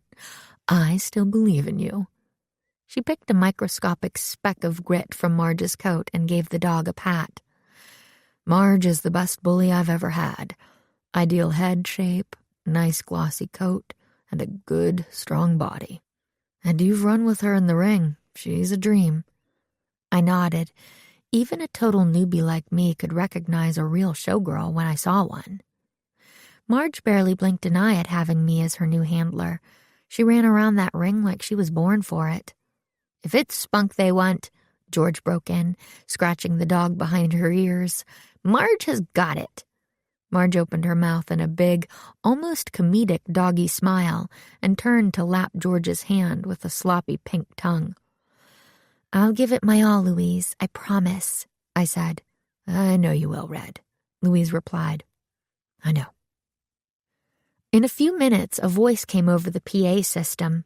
"Attention guests, please find your seats. The competition is about to begin." The first to show was the toy group. Half a dozen tiny little dogs were trotted around the ring, one at a time, and then placed on a table to be examined by the judges. After all that was done, the 3 judges collected the points awarded to each breed, and a group winner was announced. Alice's Shih Tzu was the winner, much to the delight of the audience, and she punched the air with a victorious gesture before heading back to the holding area.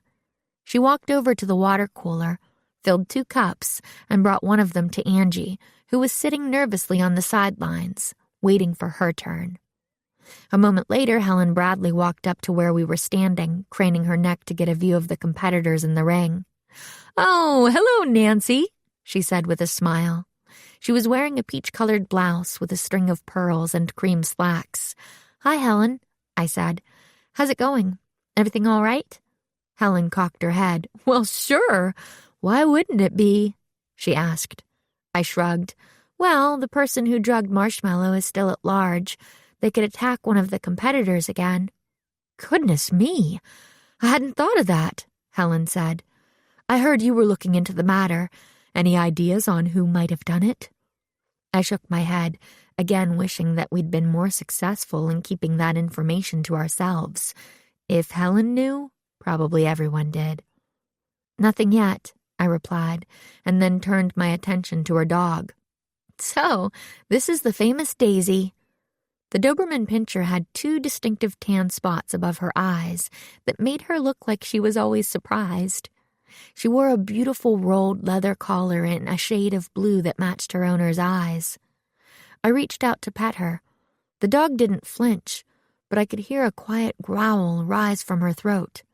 I pulled my hand back. "Daisy Rocketship Bradley," Helen said in a stern, motherly voice. "Mind your manners." She rolled her eyes and sighed. "I'm so sorry. You can pet her. She just gets so anxious on show days." I nodded and reached my hand out again. This time, Daisy bumped her head against my hand and closed her eyes. "Oh, I understand. I'm nervous, too," I said, scratching behind her ears. "What a pretty collar," I added. "I've never seen one quite like it." "Thank you," Helen beamed. "I make them myself. I have an online store if you're interested, the Bradley Boutique. I sell handmade collars, dog tags, and other canine accessories. It works with my schedule, brings in a little extra cash, you know." She looked behind me. "Where's your friend, the blonde girl?" she asked. "I've been wanting to ask her about that necklace she was wearing yesterday. I think she and I have similar taste in fashion." "She's not feeling well," I replied, the lie coming more easily now. "She decided to stay in her hotel room for the day." Helen sucked her teeth and looked crestfallen. "Oh, no. The poor thing," she said. "Awful that she has to miss the show. Well, I hope she feels better soon. Oops, I think we're on. Break a leg, Nancy. I'll be watching you." I decided to take a bathroom break while I could, and by the time I returned, the hound group was lining up while the announcer called them in one by one. Joe Cook was standing at the end of the line with his basset hound, his foot tapping nervously on the linoleum. The terrier group was second to last to show, so I had some time to kill. And questioning Joe was a top priority after witnessing his suspicious behavior on the street last night. Taking the opportunity, I made my way toward him. When I was only a few feet away, I pretended to slip on the floor. "Ah!" I said, throwing my hands up. For such a big guy, Joe moved like lightning. He whirled around and his arm shot out to catch me before I could fall. I feigned a look of grateful relief and said, "Thank you. I'm so clumsy. It's my first time being a handler and I'm a nervous wreck. How about you? Is this your first time too?" Joe's smile didn't reach his eyes. No. I've done a couple before," he said. "Really?" I said. "Anywhere fun and exotic? I hear some of the other competitors have taken their dogs to international shows." "I've been around," Joe replied vaguely. "Look, I'm sorry, miss, but I really need to concentrate. I'm about to go on." "Of course," I said, starting to back away. "Good luck, what's her name?" I asked, gesturing to Joe's dog. "Shirley Heartbreaker," Joe answered. Hearing her name, the basset hound looked up at him with her soft, sad eyes. "Good name," I said. "Very fitting." Joe nodded absently and glanced back toward the ring's entrance, where most of the other hounds had already been called. He wiped a bead of perspiration from his temple and muttered, "Gotta go," before hurrying forward. I watched as he paused at the edge of the ring until the announcer called them out. As if he was shedding a skin, Joe's shyness evaporated as soon as he went under the lights, and he greeted the crowd with a wide smile. He proceeded to jog around the ring, amazingly light on his feet for a guy who was easily 6'3" and 300 pounds. I thought back to how he had lifted that guy off the ground in the alleyway like it was nothing. What was it that he'd called Joe? Bullseye. It occurred to me that the names Bullseye and Surefire meant kind of the same thing. Could there be a connection? I was still musing on the possibility when Shirley Heartbreaker won the best in group for the hounds a few minutes later. Joe lifted up the dog and gave her a big kiss, to the delight of the crowd, before leaving the ring. It was only when the announcer belted out, "And now, the terrier group," that I was jolted back to reality. George was at my side in an instant, positively buzzing with excitement. "You're up. Go get him, Tiger." I gave George a small smile and balled my hands into fists as my stomach did a few uncomfortable somersaults. I had been so caught up with everything else that was happening, I'd forgotten how much I hated being in front of an audience. Give me a good crime to solve, but please don't make me stand up in front of a bunch of people and do things, like talk, or dance, or God forbid, sing. Seeing the look on my face, George gave me a quick hug and said, "It'll be okay." "The dog show?" I asked. "Or—" My voice trailed off. "Both," George said firmly. I took a deep breath, willing my stomach to stop its gymnastics. "You're right," I replied. "I'm ready." I walked over to Louise and took Marge's lead from her hand. Louise slapped me on the back. "You got this," she said cheerily. I got in line behind the Carrie Blue and her handler, an older woman in a conservative blue skirt suit, her gray hair cut into a neat bob. She eyed me and Marge critically, particularly when Marge sniffed her dog's rear end. "You're Louise's replacement, she asked. "Yes, ma'am," I replied. "How nice," she said in a way that felt like she didn't mean it. "You know what they call those dogs, don't you?" I shook my head. "Clowns in dog suits," she said with a chuckle. "People don't really take them seriously." A minute later, the announcer called her into the ring, and she dashed away, her dog following elegantly at her side. I glowered after her. I hadn't felt competitive before, but I did now. "Come on, Marge," I muttered down to her. "Let's show that lady how it's done." Marge looked up at me with her big, goofy grin and licked my hand. And then the announcer was speaking again and saying, "Please welcome to the ring our bull terrier, Marge, and her handler, Miss Nancy Drew." Just like Louise had shown me, I ran out onto the floor, keeping Marge close and putting on my most charming smile. We stopped for a moment to greet the judges and the crowd before making the long circuit around the ring. Despite my heart hammering in my ears, I concentrated on keeping an even pace and making my movements smooth. For her part, Marge ran perfectly by my side. Her little eyes sparkled under the lights, and she virtually capered around the track. It was clear how much she loved this, and the judges seemed to see it too. When we were done with the circuit, I brought Marge over to the judges' area, where one of them examined her from head to tail.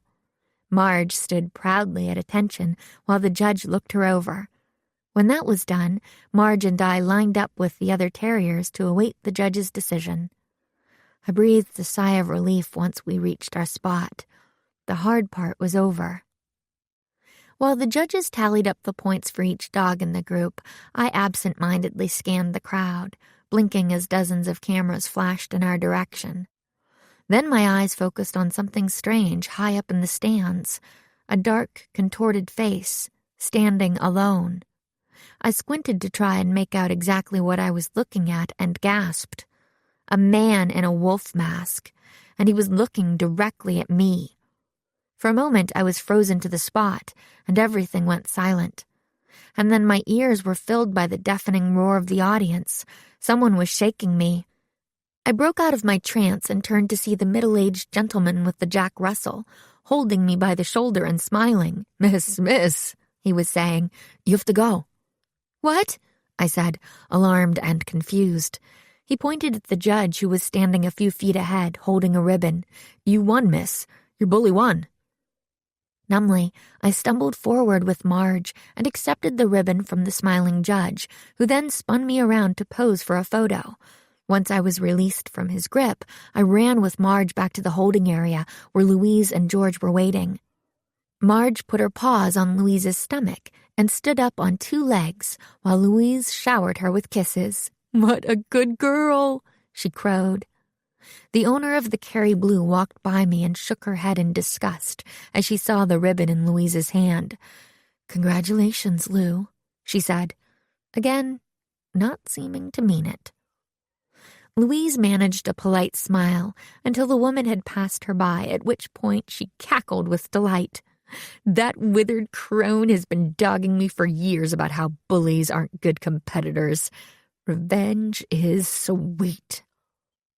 "Nancy, congrats," George said, patting me on the back. "You did a great job out—" "Hey, is everything okay? You're white as a ghost." "He was there, in the stands," I said in a low voice. "The man in the wolf mask. We have to find him." George's eyes went wide, and after telling Louise we were going to the bathroom, we ran through the big double doors to the stands. I peered out to where I'd seen him sitting, but he was gone. "Check the exits," I told George, and we ran off in opposite directions. I looked everywhere. The parking lots were deserted.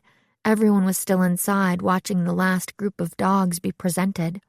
Finally, I gave up and went back inside just in time to meet George, who threw her arms up in defeat. "Why was he here, do you think?" George asked. "Just to watch you?" I shrugged. "Or to intimidate me in case I thought about calling the police." Just then, my phone buzzed in my back pocket and I pulled it out. A new text message from an unknown number was displayed on the screen. "Stop sniffing around and obey," the message read, "or your friend will be punished." I resisted the urge to throw the phone across the room and took a deep breath. George peeked over my shoulder at the message and swallowed hard. "Definitely trying to intimidate you," she said. "Well, it's not working," I said through gritted teeth.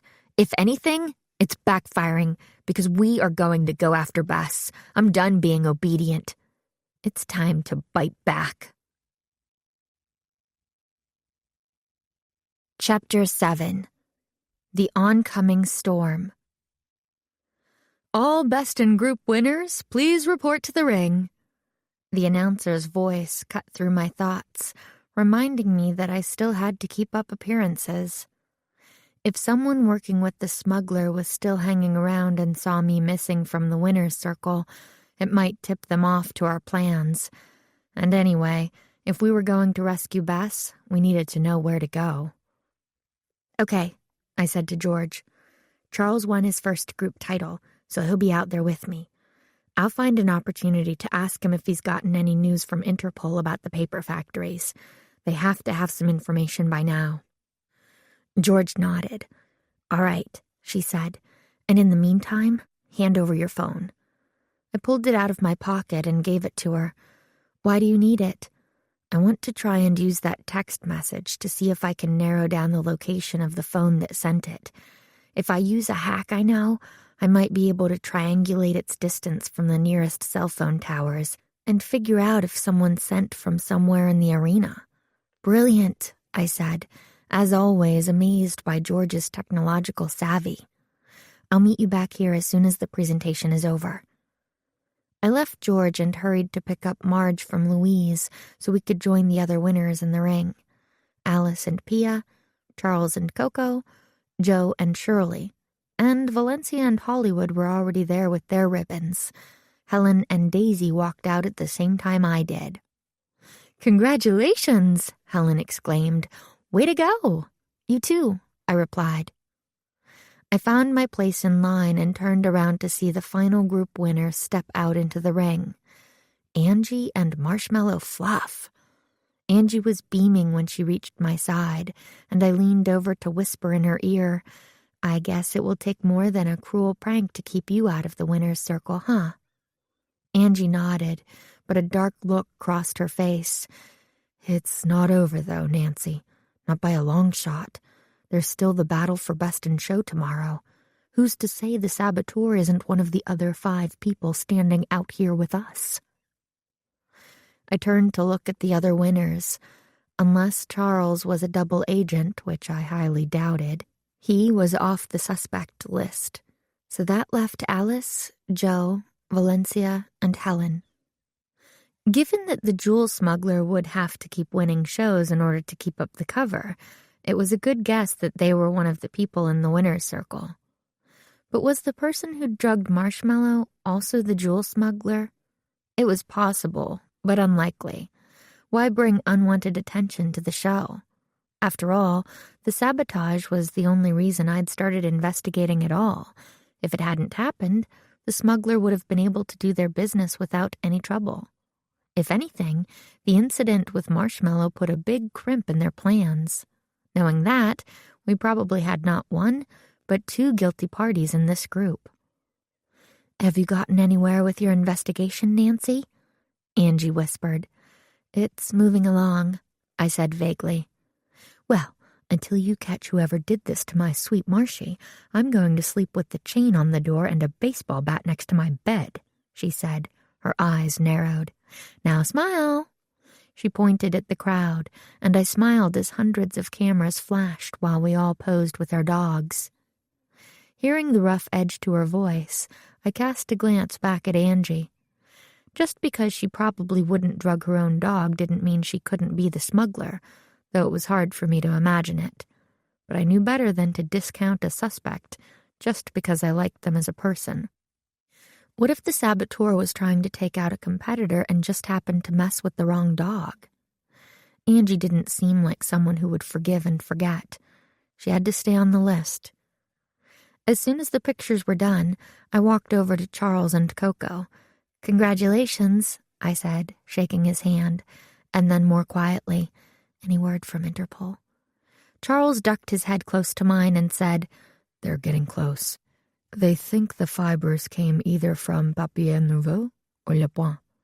Both factories have been shut down for a few years and were producing the kind of pulp that those fibers resemble. So what are you waiting for? I asked impatiently. Bess is in danger. These things take time, Miss Drew, Charles replied. We need to get confirmation and then a warrant for the current landowner to search the premises. We can't just storm in there guns drawn. This isn't one of your American action movies. Fine, I muttered in frustration. You're jewel smuggler, I went on. I have a feeling it's one of the people in the winner's circle. I agree, Charles said. That would fit our profile, vague as it may be. Another reason why my focus needs to be here. The handoff of the jewels is likely to happen at the show. If not today, then tomorrow. We have to find the thief before it's done, he added. Your friend's safety is very important to us, mademoiselle, make no mistake. But we're confident she will be safe as long as it appears you aren't digging around. This case spans international borders. We must concentrate our forces on catching the smuggler, or risk losing him again. I understand, I said. Do what you have to do. But like the owner of the Carry Blue, I didn't really mean it.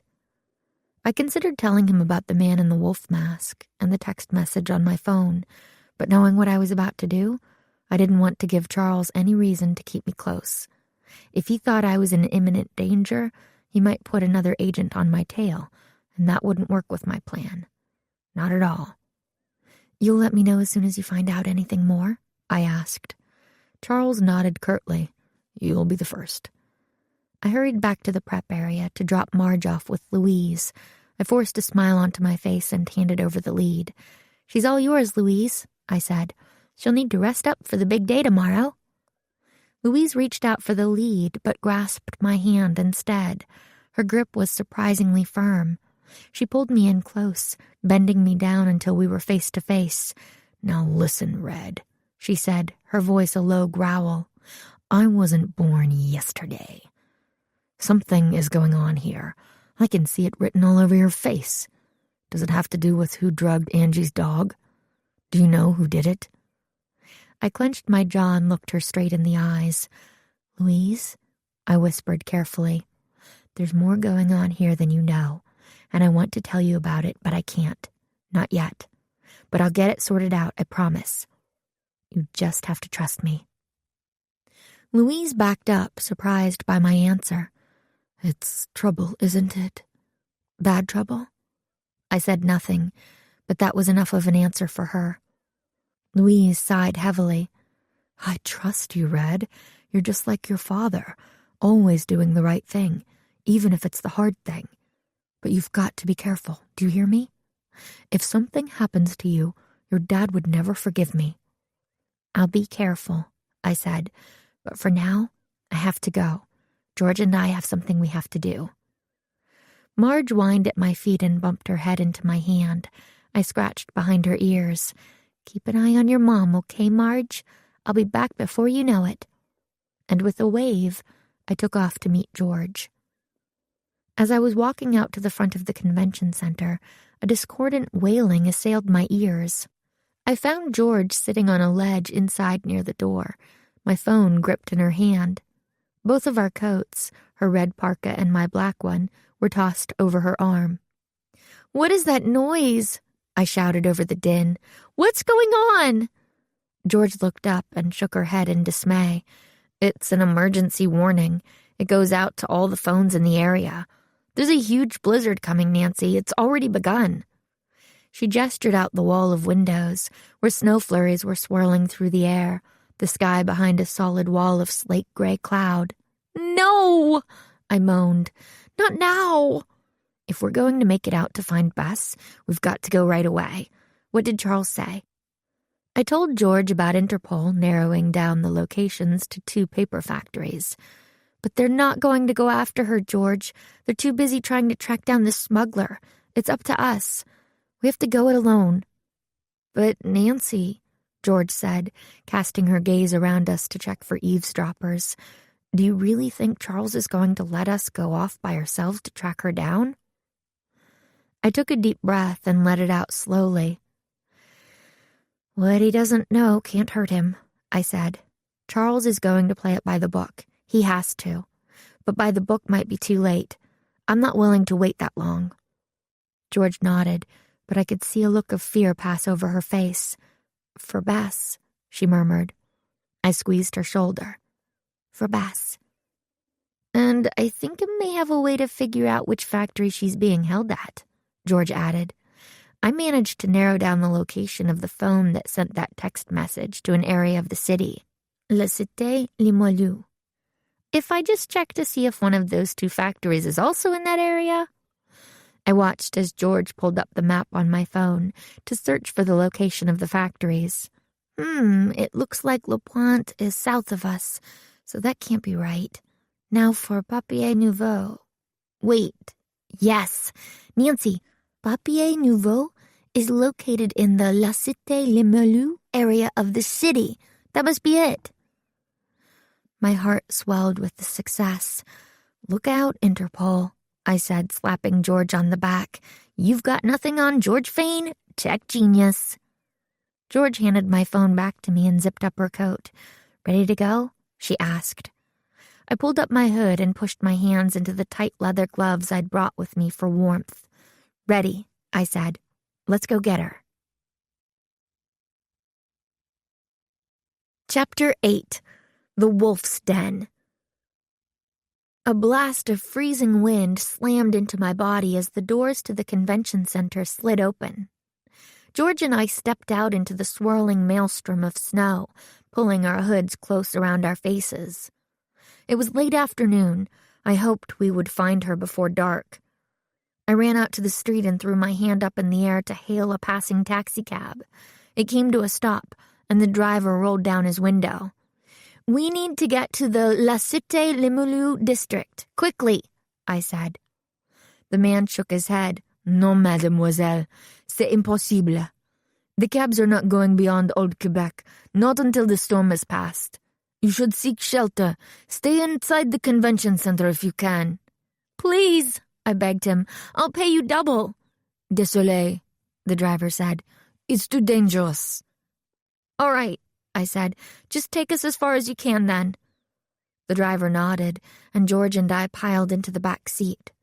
The taxi crawled along the streets, moving painfully slowly through the bumper-to-bumper traffic of people trying to get home before the worst of the blizzard hit the city. George's leg was tapping impatiently against the floor, and she groaned at every red light. "We could have walked there faster than this," she muttered under her breath. "Oh, don't worry. We're going to have to take the last mile or so on foot," I said back. "At least this way, we won't be frozen solid by the time we arrive."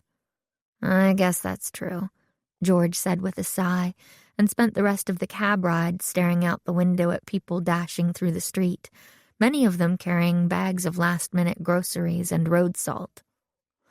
After 10 more minutes, the driver pulled over and turned his head to face us. "Allô, this is the end of the road, mademoiselles. Bonne chance." I paid him and braced myself for the blast of cold as I opened the door. George and I huddled together at the corner and stared at the map on our phone, trying to find the quickest way to the Papier Nouveau factory. "Follow me!" George shouted over the howling wind and took off at a jog down the street. We raced down side streets and through alleyways between buildings, stopping only so George could double-check the map on her phone. The frigid air burned my lungs, but I didn't stop. All around us, the world was getting darker.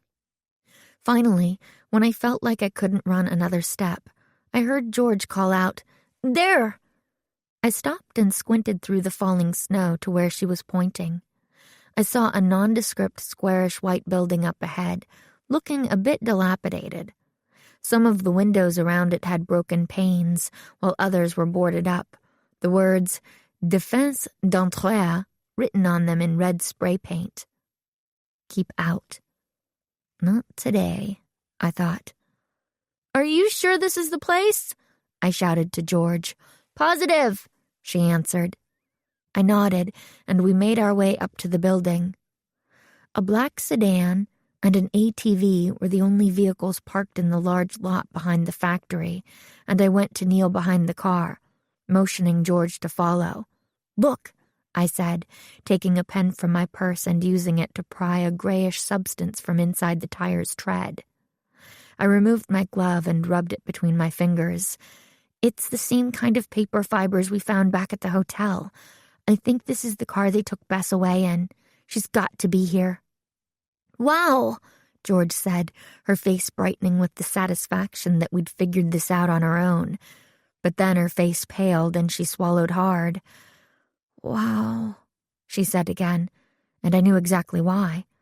Because I felt it too.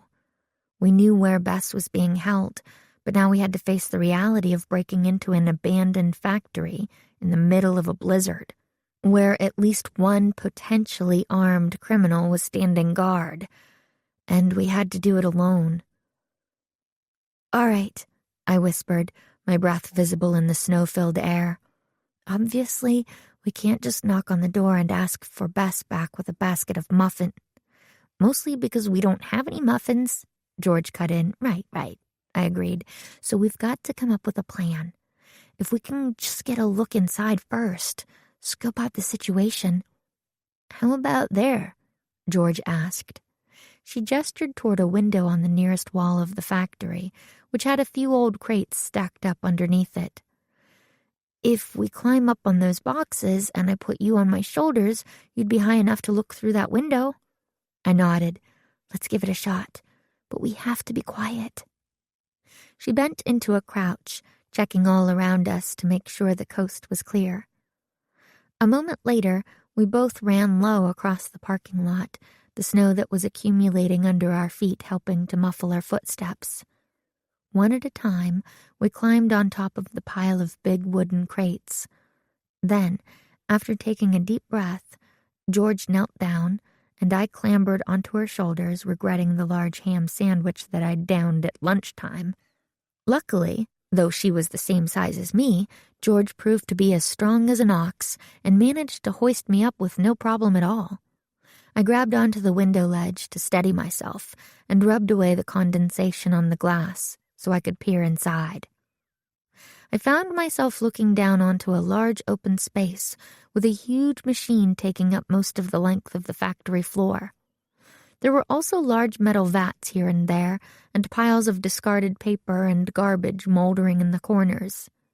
In the center of the room, under a single bare light bulb, 2 men were seated at a card table, playing cards and drinking from steaming paper cups.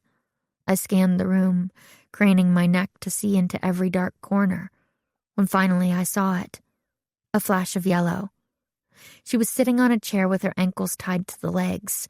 A large cloth was tied tightly around her upper torso and arms so she could use her hands, but not much. As I watched, I could see her trying to wiggle free from her ties, even using her teeth for leverage. Under the blanket they'd put over her shoulders, her blue dress was pretty filthy, but she looked unhurt. Plus, there was a sandwich and a glass of water on the table in front of her. I breathed a small sigh of relief. Good old Bess. I see her, I whispered to George. She's all right. I could feel George's whole body sag with relief under me, and I motioned for her to let me down. We huddled together in a crouch, shielding our faces from the worst of the wind and snow. There are 2 of them, I told George, sitting at a table playing cards. They're a good distance away from Bess, but one of them is still facing her. She's tied up on a chair near the wall on the other side there. I sighed. Even if we snuck in, there's a good chance he'd see us, and we're no good to Bess if we end up captured as well. We need a diversion. Describe the rest of the room, George said. So I told her in detail what I'd seen. When I mentioned the massive machine, George's eyes lit up. The pulping machine, she said. Do you think it still works? That would depend on whether the factory is still getting power. I rubbed my chin and thought. Yes, it must be. They were sitting under a light, and they didn't look like they were freezing to death, so there must still be electricity running through the place. What were you thinking? George grinned. I'm sure that huge, rusty machine suddenly screeching to life would be enough to get their attention, don't you? I nodded. You think you can figure out how to turn it on? I asked. Nancy! George put her hands up, feigning shock. Who do you think you're talking to? Oh, all right, I chuckled. So sorry I ever doubted you. Using the clocks on our phones, we planned to wait 5 minutes before executing the plan. George would sneak in through a back entrance that faced the machine. She was an expert when it came to lockpicking, so we had no doubt she would find a way in. Meanwhile, I would go through one of the loading bays and make my way to the main room through a hallway that led out near Bess. Once the machine had been activated and the men were distracted, George could escape, I could free Bess, and we could get out together the same way I'd come in. That was the plan. I wasn't sure if it would work, but I was sure we were going to do it anyway. Running lightly across the snow-covered ground, I made my way over to the loading bay and climbed the flight of steps into the factory. The place was cold, but the absence of wind made it easier to breathe. It was dark, and mice skittered in the corners as I walked down the empty hallway. I pressed myself up against the wall as I reached the portal into the factory floor, keeping to the shadows. The sounds of voices reached my ears. "Ugh, a fold," one of the men was saying. He threw his hand of cards down on the table in disgust, while the other man chuckled and gathered up the stack of coins between them. The first man was lean and had a sharp, angular face and short brown hair that fell in front of his eyes. In any other circumstances, I would have said he was handsome. I guessed he was the charming wolf man from the ball. "If I didn't know better, I'd swear you were counting cards, David." "Such a sore loser, eh, Geoffrey?" David said. He was a smaller man than his partner, with a short dark brown beard and a buzz cut. "If I were you," he continued, his voice a threat, "I wouldn't make any accusations that you can't back up with evidence." I swallowed. Despite the man's size, I could tell that he wasn't someone you messed with. I had to be careful. Really careful. Geoffrey huffed in disgust. "Just steal the cards," he spat. As David shuffled, I heard movement from near where I was standing. "Hey!" Bess called out. "Please, it's been hours. My friends are probably worried sick.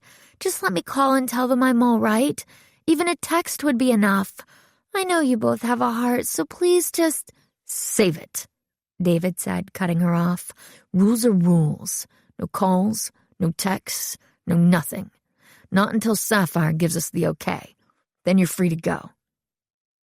"Sapphire?" I gasped. But I'd thought it was Surefire. Had Interpol had it wrong all this time? My mind whirled with the potential impact this had on the case, but I didn't have time to think about that right now. My phone indicated that the diversion I was waiting for would happen in exactly 45 seconds. I had to be ready. "Just keep quiet and eat your sandwich, honey," Geoffrey told Bess. "Going on a hunger strike is only going to make you cranky." After that comment, I could hear Bess muttering words that made me question my sugary, rose-scented image of her. Clearly, she had had enough. "We're coming," I whispered to myself, watching the seconds count down. "I can't wait for this job to be done," Geoffrey said, looking at his new cards. "I'm a thief, not a kidnapper. This whole business with the girl makes me nervous. I don't like it." "Yes, well, Sapphire doesn't care if you like it or not," David replied. "And if we want our share of the money, we'd do it. Anyway, it'll all be over tomorrow. Then you can go and see your superhero movies or whatever. Okay, pal?" "Listen," Geoffrey said, pointing a finger in his partner's face. "You watch your mouth. I take my superhero movies very seriously." David sighed heavily and picked through his own hand. "Just hit me, will you?" "I'm about to," Geoffrey replied, and begrudgingly handed David a card.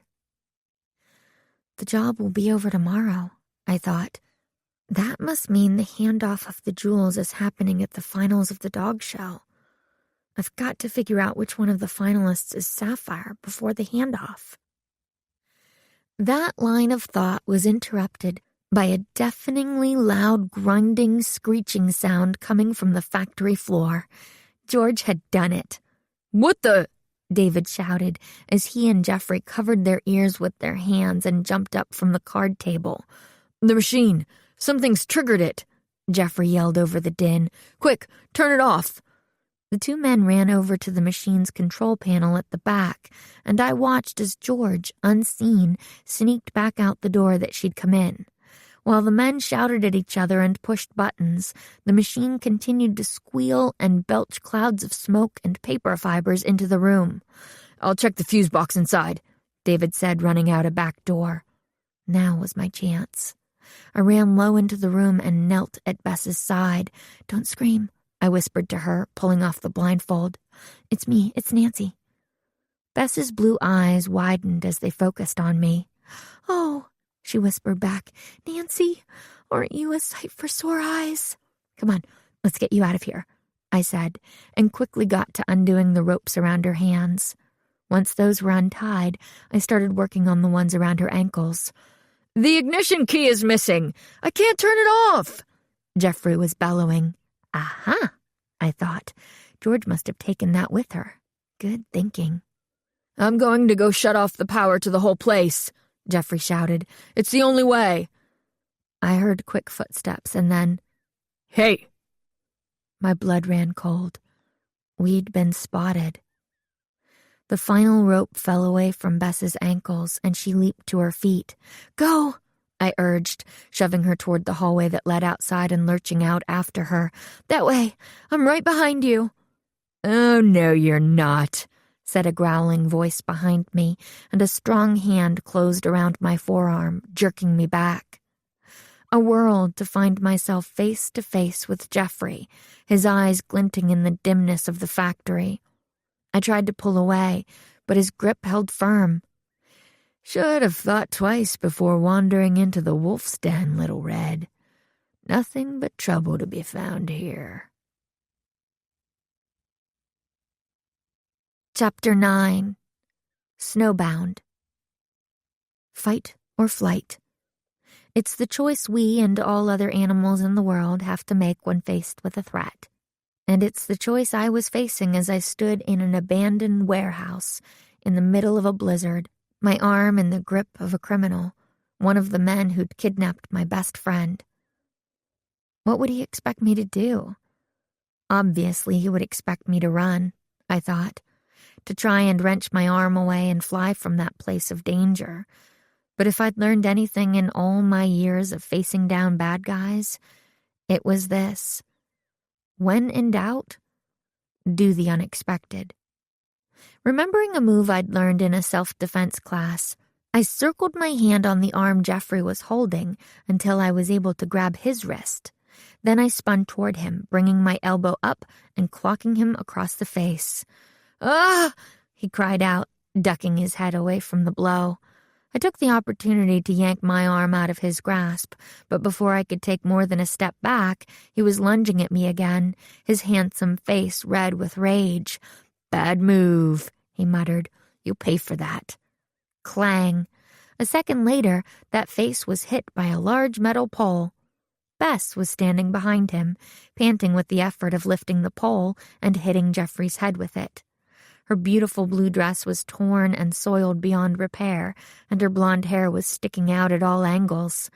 She checked to make sure he was still breathing before adding, "That's for ruining my evening," she said, "and don't call me honey." "Bess," I said with feeling, "I'm so glad to have you back. Now let's get out of here."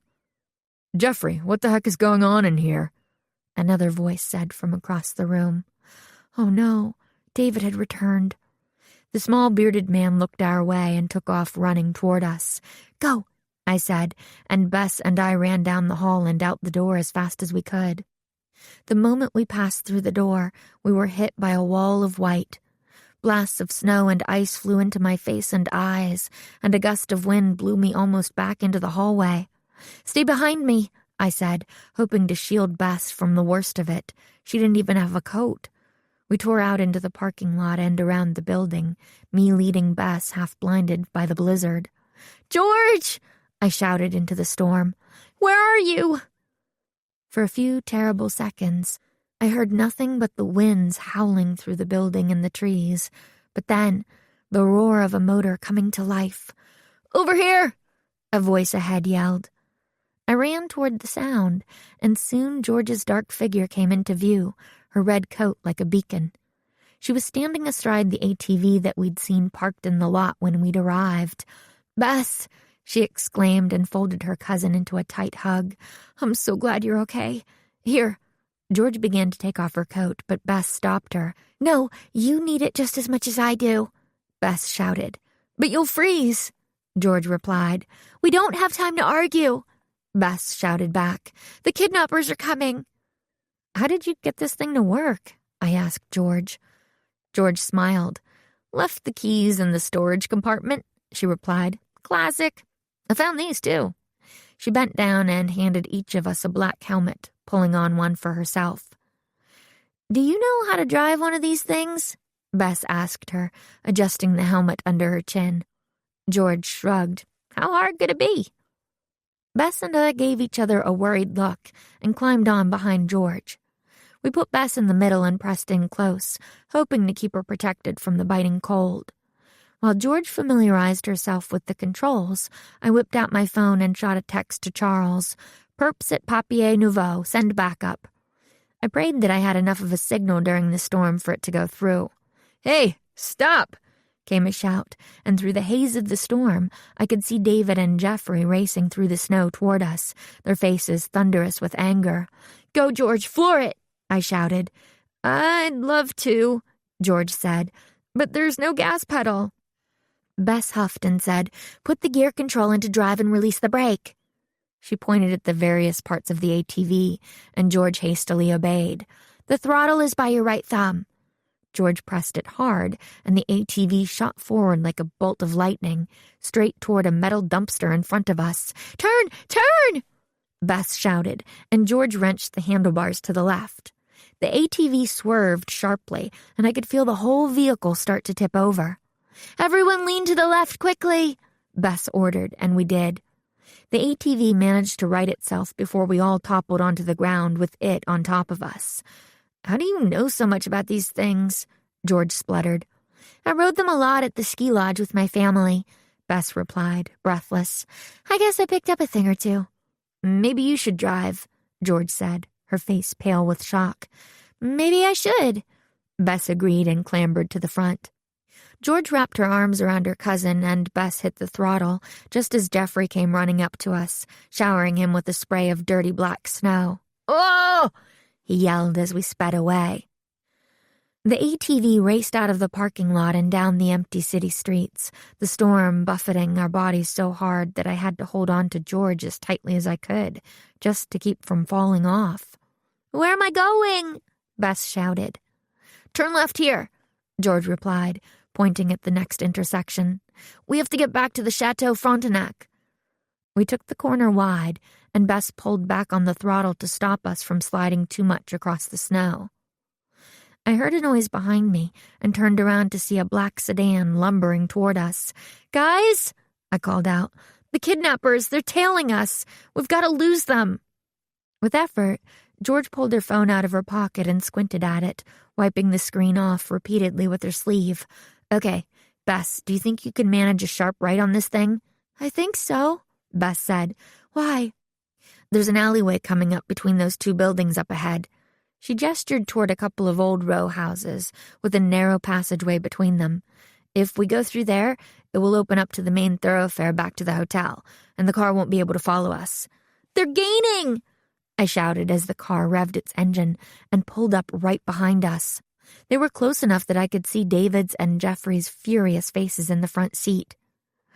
"I'll do my best," Bess called back to us, and I could see her body tense with concentration.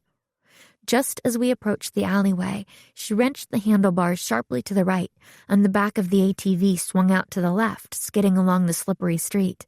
Bess shouted, "Lean to the right! Lean! Lean!" and then turned the handlebars left into the skid. George and I both leaned our bodies to the right, hugging the turn, and the ATV shot into the alleyway, narrowly missing the garbage cans that lined the wall and terrifying a few pigeons into flight. I turned to see the black sedan screeching to a halt. They hadn't expected us to turn and were trying to compensate, but the car couldn't handle the snow-covered street as well as our ATV could, and I watched as it spun out of control and into a light pole on the corner. David jumped out of the car and banged his fist on the hood as he saw us speeding away. "I think we're safe for now," I told the girls, and George directed Bess to take the first right out of the alleyway. "I can see the hotel up ahead," George called. "We're almost there." Bess drove the ATV up the inclined road until finally we made it under one of the overpasses and found ourselves back in the courtyard of the Chateau Frontenac. Bess pulled into a parking space and gently applied the brake. I jumped off the ATV once it came to a stop, my heart hammering with relief and excitement. "Bess, you did it! You got us back!" But she didn't move. She remained where she was, her bare hands gripping the handlebars tightly. Only now did I realize that they were bright red and trembling. "Bess?" I said, my stomach turning over. "Bess! I'm so cold," Bess murmured, barely audible in the moaning winds. "George!" I said, tearing off my coat and draping it around Bess's bare shoulders. "We've got to get her inside." George nodded, her face pale, and helped me uncurl Bess's hands from the handlebars. We each draped one of Bess's arms around our shoulders and carried her between us through the doors to the hotel. "Help!" I cried out as soon as we got inside. "Someone call an ambulance!" A concierge ran up to us and looked at Bess's limp, shivering form with alarm. "What happened?" she said. "She's suffering from exposure," I told her. "Frostbite. We need to warm her up." The concierge nodded rapidly. "But, mademoiselle, I don't think we can get an ambulance up here in the storm." "I'm trained in first aid," said Charles, appearing in front of me. I looked up at him and saw that his face was a mixture of frustration and relief. He turned to the concierge. "Get blankets and something warm for her to drink. Hot chocolate, she needs sugar, and some bandages, quickly." The concierge nodded and took off down the hallway. "Sit her down here." Charles motioned toward a plushy chair and helped us maneuver Bess into it. "Get her feet elevated. It's her extremities that are in the most danger." The concierge returned in a few minutes, accompanied by 2 other hotel attendants, their arms piled with supplies. George knelt by Bess's side and helped her sip the steaming cup of cocoa that they'd brought for her. Charles pulled me aside. "Mademoiselle Drew," he whispered roughly, "I cannot stress enough how utterly foolish it was of you to launch this reckless rescue mission. You could have been killed." "We weren't," I whispered back, "and I wasn't going to wait for Interpol to get around to saving Bess, not when I could do it myself." Charles huffed angrily and rubbed his eyes with his hands. I noticed there were purple circles under them. "Look, I'm sorry if you were worried, but what's important is that we succeeded." Charles shook his head, muttering to himself, but finally he sighed. "Alors, what's done is done. Now tell me everything."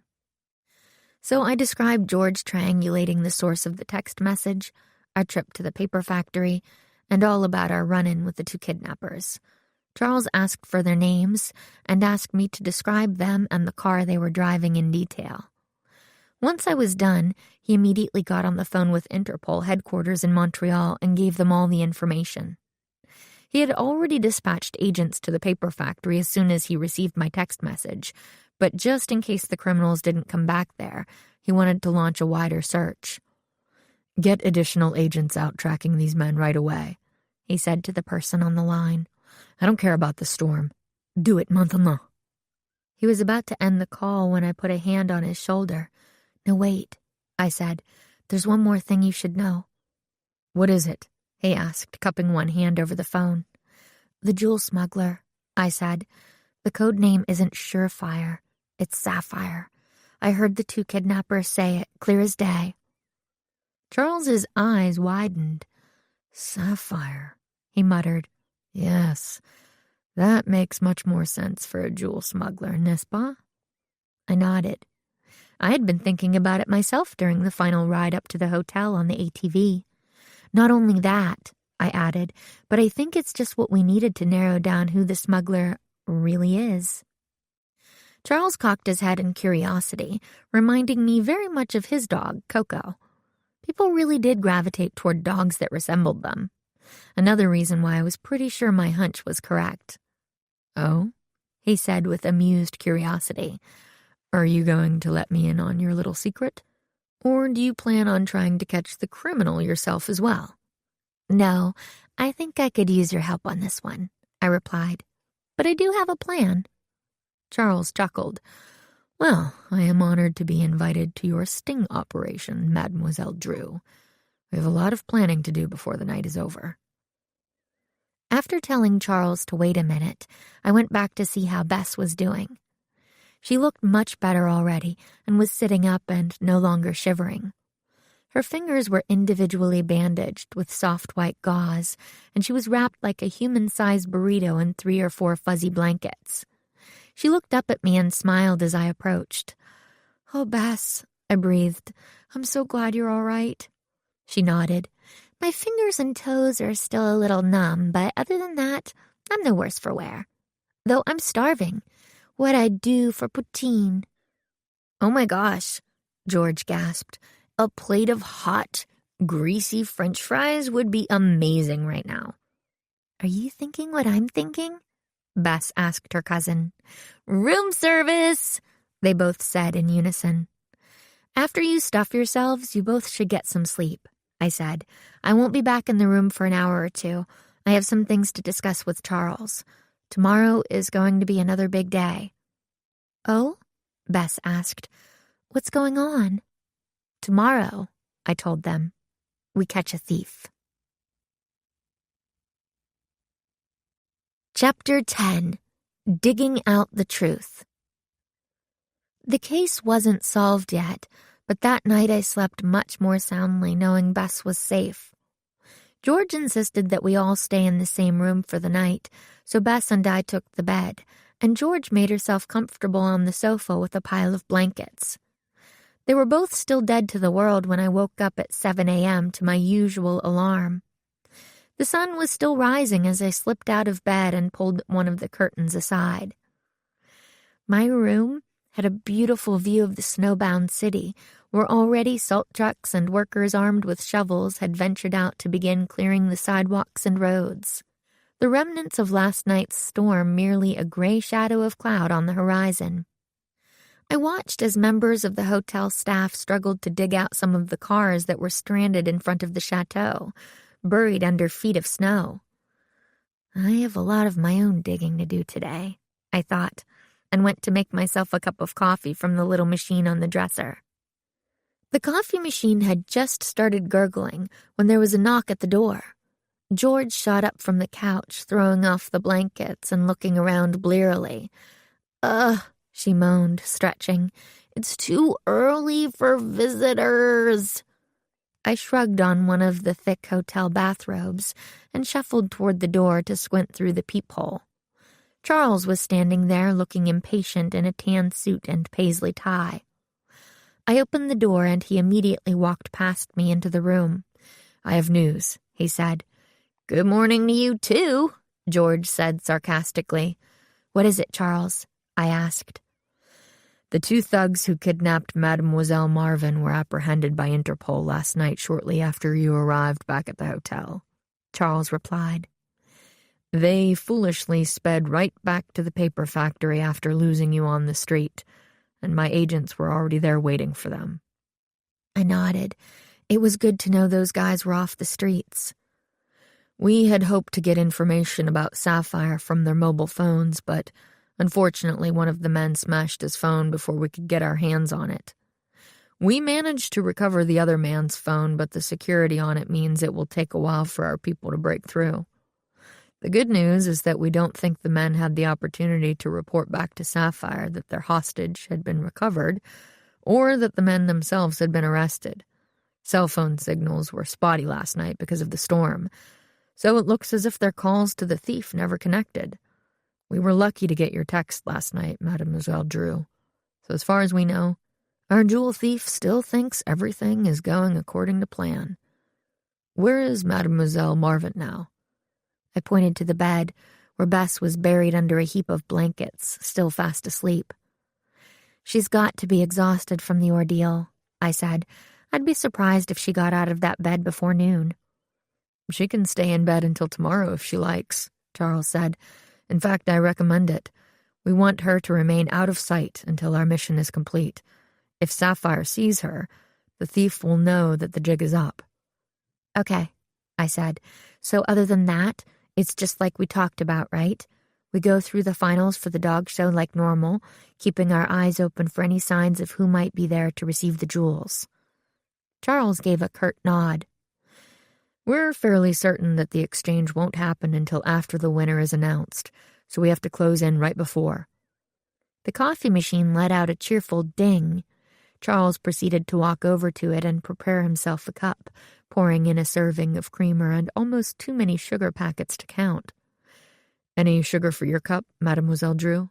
He asked, offering me a packet. No, thank you, I replied. Suit yourself. Well, get yourself ready for the day. It's going to be a long one. And remember, the most important thing of all. Don't be a hero, I guessed. Charles took a sip of his super-sweet coffee and grimaced. Comfortable shoes, he said, and left the room without another word. What a strange, strange man, George said after a moment. Agreed, I said. But he's right. We've got to get ready. The show starts in an hour. About an hour later, George and I found ourselves scrambling into the convention center with only minutes to spare. The taxicab we'd finally hailed ended up getting stuck in traffic 4 blocks from the building, so we got out and ran the rest of the way through the snow. Luckily, we had taken Charles's advice and worn our comfortable snow boots. Angie and Alice arrived at the same time as we did in a taxi of their own, and we greeted them both as we approached the entrance. Little Alice here hailed a cab for us. Isn't that sweet? Angie said, patting the younger woman on the shoulder. Alice blushed and shook her head. It was nothing, she said. Inside, Louise was hobbling back and forth on her crutch in the waiting area with Marge, looking frantic. The remaining competitors were standing around with their dogs as the announcer's voice welcomed guests to the show. When Louise saw George and me running in, she clapped a hand against her chest in relief. Oh, thank goodness you're here. I thought I was going to have to hobble out into the ring myself. Where have you been? The storm, I said, panting. Getting here was a challenge. Louise sniffed. Where's Bess? Still sick? I nodded. Getting better, though. Louise shook her head. Must be something going around. I heard there was some kind of medical emergency in the hotel lobby last night. No one would give me any details, though. Do you girls know what happened? George and I looked at each other and shrugged. Oh, well. Anyway, come on, ladies. It's showtime. The big day is upon us. I gulped and followed Louise toward the ring's entrance. Unlike the day before, I didn't have time to be nervous, because the moment I got to the front of the crowd, I heard the announcer say, "And now, for our first finalist, the winner in the terrier group, please welcome Marge the Bull Terrier and her handler, Miss Nancy Drew." A moment later, Louise shoved Marge's lead into my hand, and George propelled me out into the bright light of the arena. I stood frozen for a moment, staring out into the crowds of people in the stands and the table of expectant-looking judges, still trying to catch my breath. Something wet on my hand made me look down to see Marge nuzzling me and gazing up at me with her little black eyes. "Thanks for the pep talk," I whispered to her. "Let's do this." I relaxed my shoulders and smiled at the crowd, who welcomed us to the ring with a round of applause. We did our circuit the same as yesterday, and then stopped to stand for the judges. One of them, a bald man with tiny circular glasses, examined Marge from top to bottom, but seemed distracted as he did it, which struck me as strange. His eyes kept flicking toward the waiting area, and I noticed one of his hands tapping nervously on his leg. Could this man be Sapphire's buyer? It was worth keeping in mind. After a few minutes, the judge declared that he was done and released us back to the waiting area. Louise welcomed us with open arms. "You did great," she announced. "You made it, Red. Now all you have to do is sit back and wait for the results." I spied George sitting nearby and collapsed into a chair next to her. "See anything interesting while I was out there?" I murmured in her ear. George replied, nibbling on her fingernails. She always kept them short, but when she was anxious, she had a bad habit of biting them to the quick. Well, most of them look pretty nervous, I'd say. Joe hasn't stopped pacing the room since you left. The only ones who seem to be holding up well are Valencia and Helen. Both of them have just been sitting there on their phones. V seems to be taking more selfies with her dog, and Helen has been texting nonstop, with her kids and husband probably. That's all she ever talks about. I sighed. It could go either way, I said. It could be that the thief is nervous because they know that the exchange is about to happen, or they could be the kind of person who's done this so many times that it's a cinch. But I thought you knew who the thief was. Not that you've told me. I have a hunch, I admitted, but I won't know for sure if I'm right until we set the trap. George looked at me. What if you're wrong? I mean, this person could be dangerous, right? I looked out at the small group of people still waiting to show their dogs. Joe, Valencia, Alice, Helen, and Angie. None of them looked dangerous, but one of them was. Let's just hope I'm not wrong, I said. Half an hour later, once all the dogs had their turns, the other competitors and I retired to a back room to wait for the judge's decision. It was a fairly large room with a dozen chairs, a table covered in magazines about Quebec City, and a mini fridge filled with bottled water. I downed an entire bottle of water, and then poured half of another into a little cup for Marge. She lapped it up gratefully, and then looked at me and whined. It was almost as if even she knew that something big was about to happen.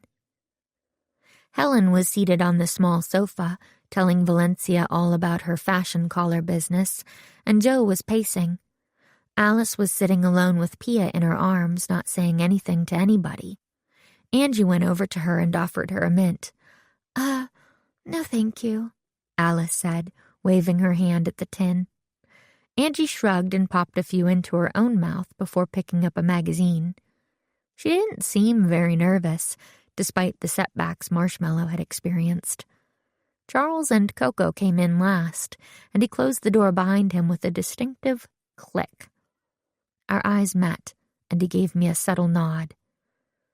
It was time. I took a deep breath, then stood up and cleared my throat. Like a bunch of English pointers, everyone's heads turned immediately to look at me. The dogs, however, looked bored. All of them except for Daisy, who was watching me attentively.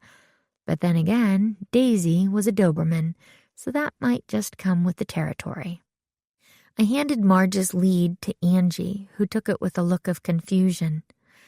Like the rest of you, I began, taking a few steps into the center of the room. I've been working hard to give my dog a shot at the big prize, but I've been working on something else, too.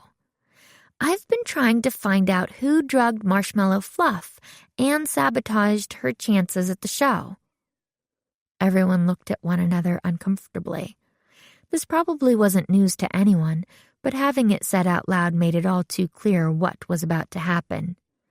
Angie tightened her grip on Marshmallow's lead, and Charles crossed his arms.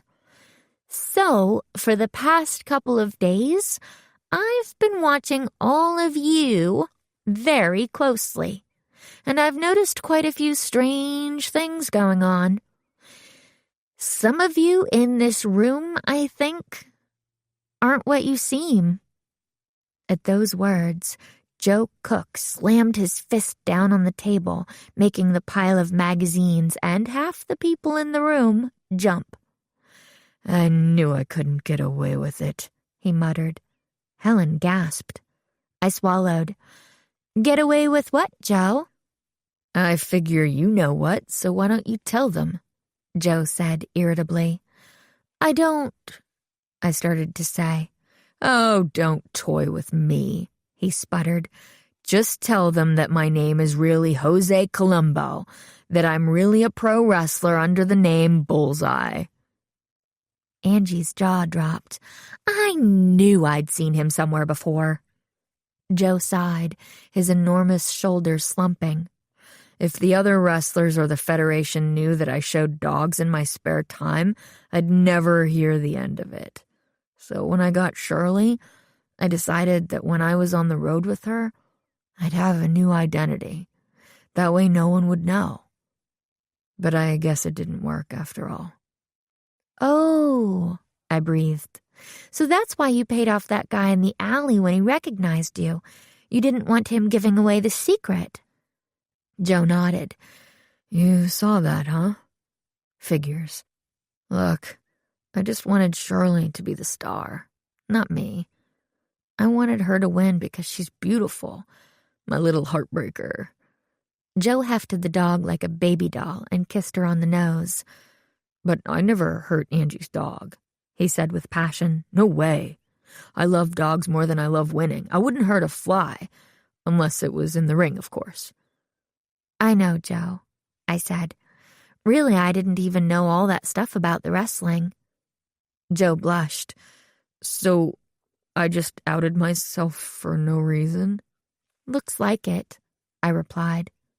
Oh, he said, leaning back in his chair. No, I continued. I had an idea of who had drugged Marshmallow once I'd gotten a whiff of Valencia's chewing gum in the elevator. Valencia's eyes, heavy with liner and mascara, widened like a couple of Venus flytraps. Be careful where you tread, Nancy, she growled. I glanced at her, unfazed, and went on. The gum that was used on Marshmallow was bubblegum flavor, but Valencia only chews cherry-flavored gum. Her breath always smells of it. It was an oversight clearly made by someone looking to pin the crime on another person. And why not Valencia? She's passionate, competitive. People would easily believe she was capable of something like that. Valencia stood up. Hey, what are you saying? I'm saying you're innocent, I replied, crossing my arms. Valencia looked confused. Oh, she said, slowly sitting back down. Now, any one of you had a motive to pull this stunt, I said. By ruining Marshmallow's fur, you'd be removing her from the competition. And if Valencia was accused of the crime, then Hollywood Garden would be out of the running too. 2 birds with 1 stone. I paused. But one of you made the mistake of calling attention to yourself when you pointed the finger at Valencia.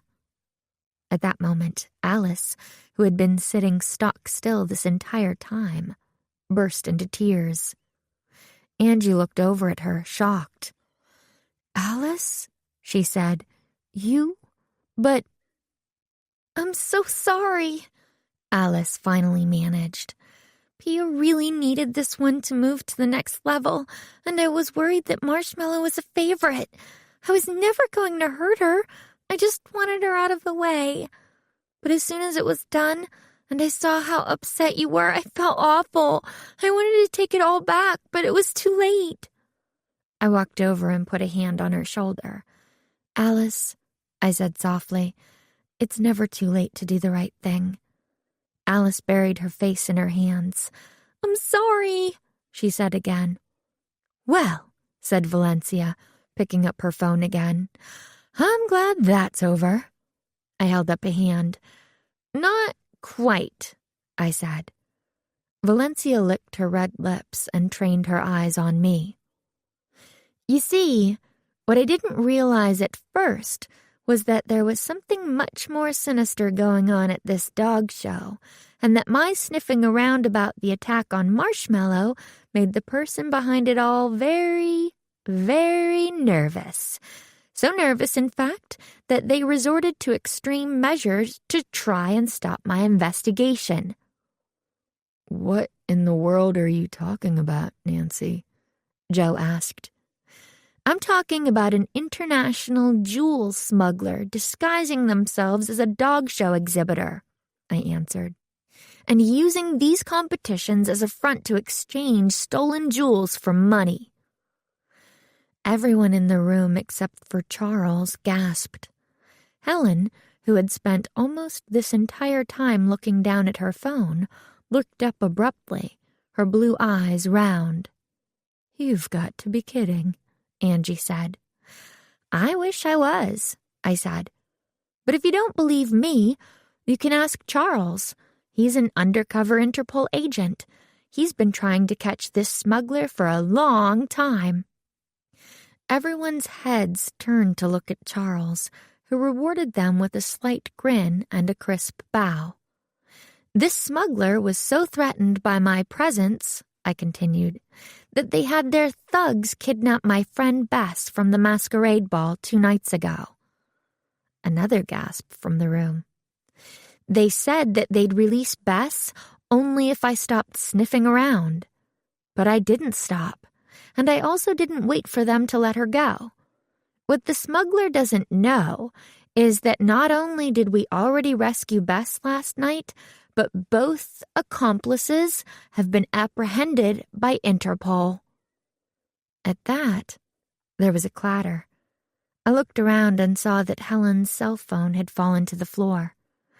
I caught a glimpse of the screen before it shut off, a chat window with someone named Jeffrey. "He's not going to answer you, Helen," I said, slowly. "Or should I say, Sapphire?" Helen bent to retrieve her phone from the floor, got up to press the wrinkles from her slacks, and pushed a stray lock of hair carefully behind her ear. "Well, Nancy," she said, her honeyed voice dripping with malice, "aren't you a clever girl?" "If I've learned anything from being in this dog show," I said, "it's that people are a lot like their dogs. Dobermans are brilliant, aggressive dogs. Dogs you wouldn't want to mess around with. Kind of like you. Right, Helen?" Daisy sat up at attention as Helen rose to her feet. "You know, you're right. Daisy and I do have a lot in common," she said. "Not only does she put on a good show, she's a fabulous attack dog, too." Helen then unbuckled Daisy's collar and tucked it into her purse. She walked over to the door and threw it open. Before fleeing, she turned, pointed to me, and shouted, "Daisy, attack!" The Doberman's lip curled as a menacing growl started deep in her throat. Before I could make a single move, she took a step toward me, teeth bared. Chapter 11. Collared. The seconds passed like minutes as I stood, staring into Daisy's dark eyes, waiting for her to attack. Helen had run out the door and was gone. Everyone else in the room was rooted to the spot, afraid that any movement would only make the big dog lash out at them, too. Even the other dogs looked scared. Pia, the Shih Tzu, was trembling in Alice's arms, and Shirley the Basset Hound's expression was even more worried than usual. I knew I had mere moments before the Doberman leaped on me, just as her owner had commanded her to. I had to think fast. But what could I do? I didn't have anything to defend myself with. I'd left my bag with George when I had to do the show with Marge. All I had in my pockets was what I needed to be her handler. That's it, I thought. All I had was all I needed. Trying to move as slowly as possible, I reached into my pocket and found the little plastic clicker Louise had given me to help work with Marge. I quickly pressed the button, which emitted 2 loud tonal clicks. For a second, Daisy's growl faltered and she cocked her head. She was confused. She was about to attack me, but I was using a signal that signified that a treat was coming. It distracted her for only an instant, but that was enough. "Jose!" I called out to the wrestler. "Take her down, now!" In a flash, the huge man got a running start and slid on his knees toward Daisy. Before the Doberman knew what was happening, Jose had locked his strong arms in a seatbelt grip over the dog's one shoulder and under the other arm before pulling her up and into his lap.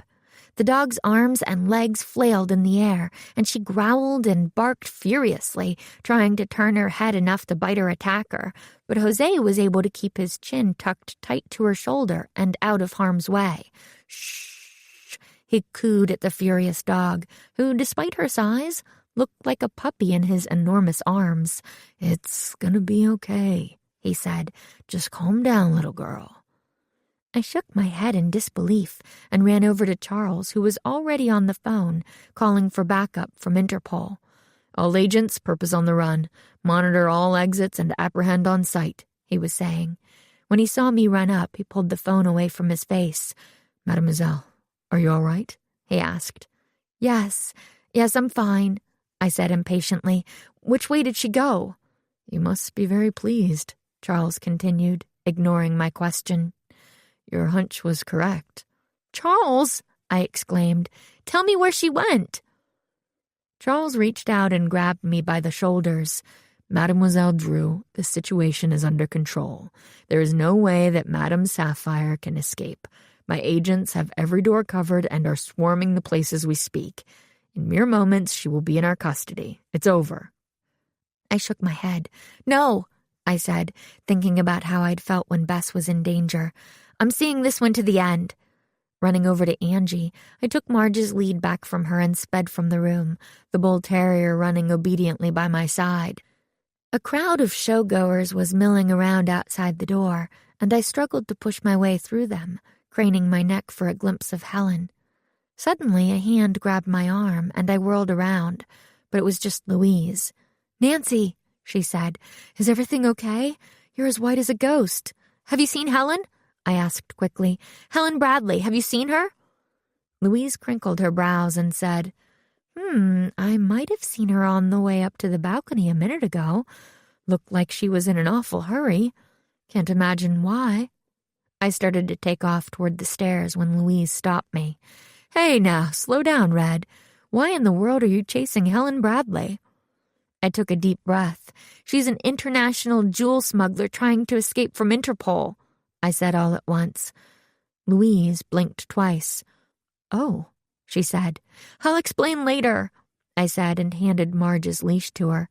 "No, take her with you," Louise urged, handing me Marge's lead and nudging the dog toward me.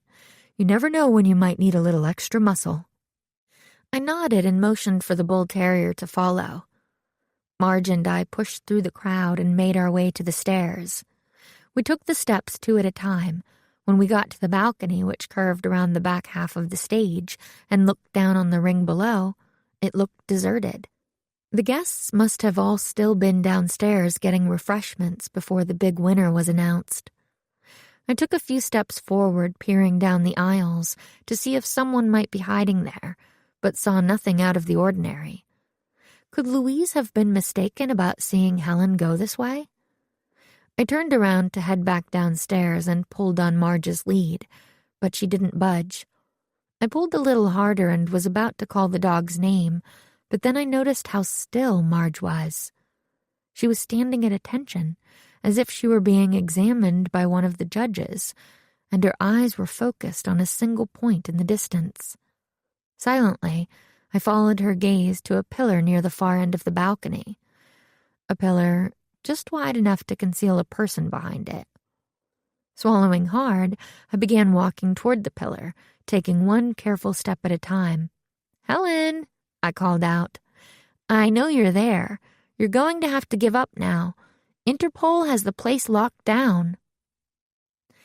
There was a pause, and then a chuckle. "You think this is the worst situation I've been in?"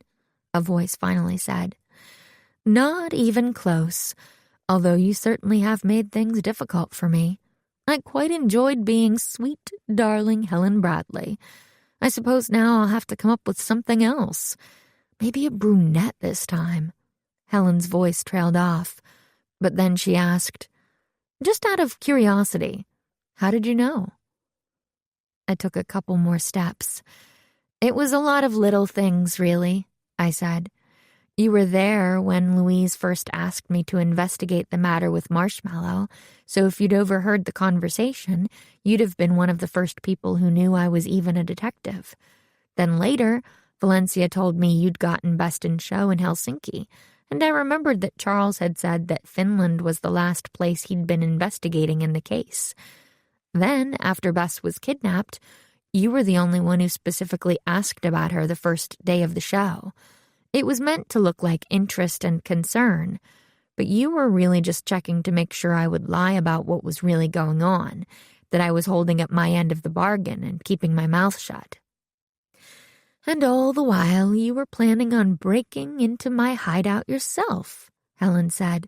Hunting the hunter, Nancy? Very clever. Cleverer than those two goons you had working for you, I said. It was them you were texting all those times on your phone, not your husband and kids. Actually, it was that phone of yours that finally clinched it for me. Oh, how so? Helen asked. When we first ran into you on the street, I got a glimpse of the background on your phone, a picture of your so-called family and Daisy. But although I've never seen your husband and kids, I did see your dog after that. And the dog in that picture isn't Daisy, is it? Daisy has 2 tan spots above her eyes. Very distinctive markings. The dog in the picture doesn't. It's a stock photo. I even found it online. I was so close now, only a few feet away. You're starting to annoy me, Nancy. Helen's voice had been playful before, but now all hints of pleasantness were gone. I don't appreciate you taking apart all my carefully laid plans. I don't think you're a very nice girl. You think that everyone else is too stupid to look closely at you, I said, still moving forward. That no one would expect someone who looks like an innocent suburban mom to be a criminal. So you got cocky. You even gave yourself a code name that gives the game away. Not only the name of a pretty jewel, but also the color of your eyes. I took one last step toward the pillar and saw Helen's furious face peering out at me from behind it. Sapphire. With a cry of rage, Helen leaped out of her hiding place and ran at me. The attack took me a little by surprise, but I had just enough time to brace myself in a defensive crouch. Helen tackled me and tried to pull me to the ground, but I kept my elbows tight to my chest and my hands up so she wasn't able to get a good grip. When her initial attack failed, she then got low and wrapped her arms around my waist, driving me backward toward the balcony railing. My breath started coming in quick gasps as I realized how low the railing was and how high up we were. Dimly, I heard the sound of barking, but it was hard to hear anything over the sound of my heart roaring in my ears. With a grunt, I pushed down on Helen's head and splayed my legs back out to try and get back some of my balance and keep her from pushing me any nearer to the railing. But Helen's anger had given her strength, and despite all my efforts, we were still inching closer and closer to the edge. And then, a miracle. Stop, police! Put your hands where we can see them. I lifted my eyes to see Charles, flanked by 3 uniformed officers, and none other than the intrepid Marge standing at his feet, her tail wagging. Helen looked up too, and at the sight of the Interpol agents, all the fight went out of her. She let go of me and sagged into one of the front row seats in the balcony, looking out at the ring below. Well, she said with a sigh, it was a good run while it lasted. Charles rushed up and ordered the other officers to put Helen in handcuffs and read her rights to her. Marge trotted up to me and licked my hand. You ran off once Helen jumped out at me, didn't you? I said to the dog. You went to get help. Good girl. I scratched her behind her ears, and her little eyes squeezed shut with pleasure. Mademoiselle Drew, Charles said, walking up to me with his hands on his hips. If I was not so pleased that this criminal has finally been apprehended, I would have half a mind to call your father. Do you always insist on being so outrageously reckless? I cocked my head. Possibly. But then again, I've been in worse spots than this. And besides, if he called my father, He'd probably tell you to pat me on the back and give me a medal." Charles shook his head. "I know Americans are crazy, but you, mademoiselle, you are in a league of your own." "Thank you," I said with a smile. "I'll take that as a compliment." We followed the officers and Helen back down to the first floor, where George and Louise were waiting, looking a bit frantic. When they saw me, they both rushed over. "Red!" Louise exclaimed. "Good gracious, what is going on? Interpol? International jewel smugglers? This is a dog show, not a James Bond movie." I blushed. "I'm sorry, Louise. I promise I'll explain everything later. But for now, suffice it to say that Bess got kidnapped, George and I rescued her, Alice drugged Marshmallow Fluff and feels really bad about it, Joe is really a famous professional wrestler, Charles is a secret agent, and Helen is a wanted criminal." With every word, Louise's eyes got bigger and bigger, and her jaw dropped just a little more. A moment later, I saw several more officers coming toward us, holding a very panicked-looking man who was also in handcuffs. I recognized him immediately. The distracted judge. "So he was the buyer," I said to Charles. "I thought he might be." Charles nodded. "He came up to us carrying a suitcase full of cash. Figured he was going to get caught and was hoping to buy himself some goodwill. The only missing piece is the jewels themselves. We've already gone through all of Helen's bags and belongings and haven't been able to find a thing." I said, mulling over a couple of small details in my mind. "I might just be able to help you with that, too." I walked over to the officers who had Helen seated in a chair while they filled out some paperwork. "Did you happen to find a dog collar with her? Bright blue and leather?" The officers dug through Helen's handbag and fished out Daisy's collar, which Helen had removed before running off. At first, I just thought she was doing it to let Daisy loose. But what if it was more than that? As it was handmade, it wasn't just a flat collar like many of the other dogs wore, but was made of leather folded over on itself and stitched shut. I examined the buckle and saw that it was shoved into the leather, not glued or stitched. Slowly, I wiggled the buckle free, exposing the hollow inner core of the collar. "Mon Dieu," Charles whispered as I shook the collar, and a cascade of glittering diamonds, rubies, and sapphires came pouring out into my hand.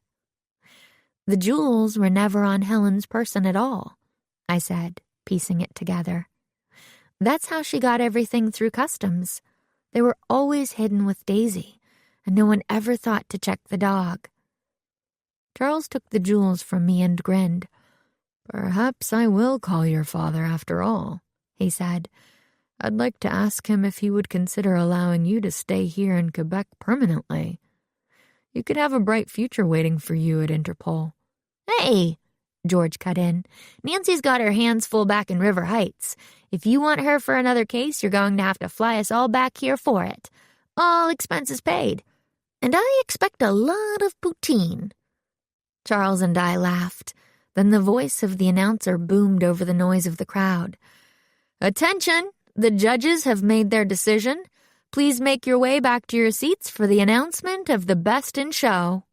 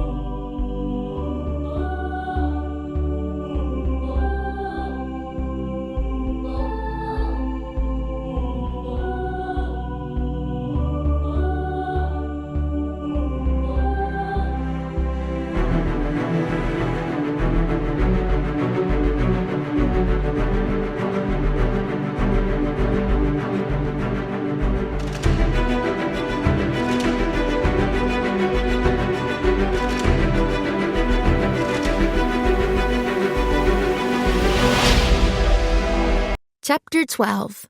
Every Dog Has Her Day. With one less dog and one less judge in the ring, there was a bit of confusion in the stands, where news of the arrest was spreading like wildfire. "Silence, s'il vous plaît," the announcer was saying for the third time. Finally, the noise in the crowd died down, and one of the remaining two judges got up to approach the line of finalists. It was Alice and Pia, Jose and Shirley, Charles and Coco, Valencia and Hollywood, Angie and Marshmallow, and me and Marge at the end. Helen had been taken away by the Interpol agents, and Daisy was being attended to by a couple of the show assistants who'd been feeding her dog biscuits when we left them. Apparently, soon after Jose had tackled her, she'd given up the fight and had been as docile as a puppy ever since. "What do you think is going to happen to Daisy after all this is over?" I whispered to Angie. She shrugged. "No idea. She's not a bad sort. Just been taught a few naughty tricks. Her owner certainly belongs behind bars, but that poor dog didn't do anything to deserve the same treatment." I nodded. "I'm sure she'll be able to find a new home. A beautiful dog like that." "Oh, the judge." I quickly stood at attention and had Marge do the same.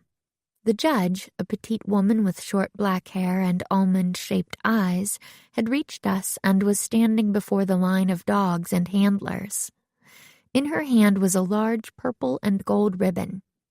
Seeing that the announcement of the winner was imminent, the rowdy audience went dead silent. "Here we go," I heard Angie whisper.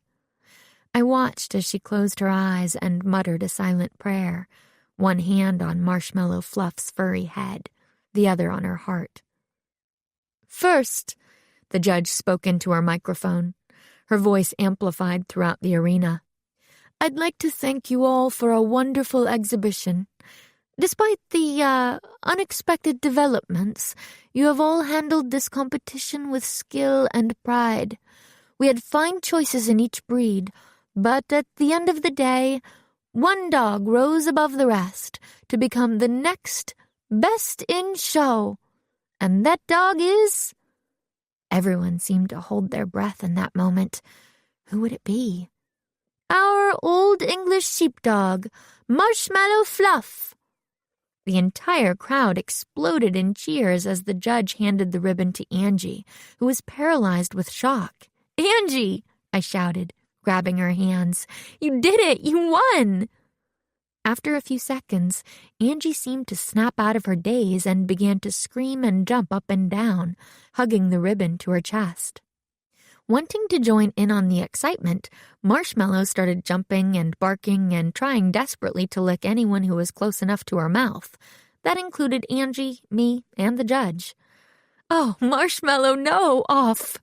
Angie cried. Luckily, the judge seemed to have a sense of humor. She laughed and gave Marshmallow a rub behind the ears. "She's just celebrating," the judge said, chuckling. "Thank you," Angie said to the judge, her eyes glassy with tears. The judge nodded and went to greet the other finalists. "Congratulations, Angie," a small voice said.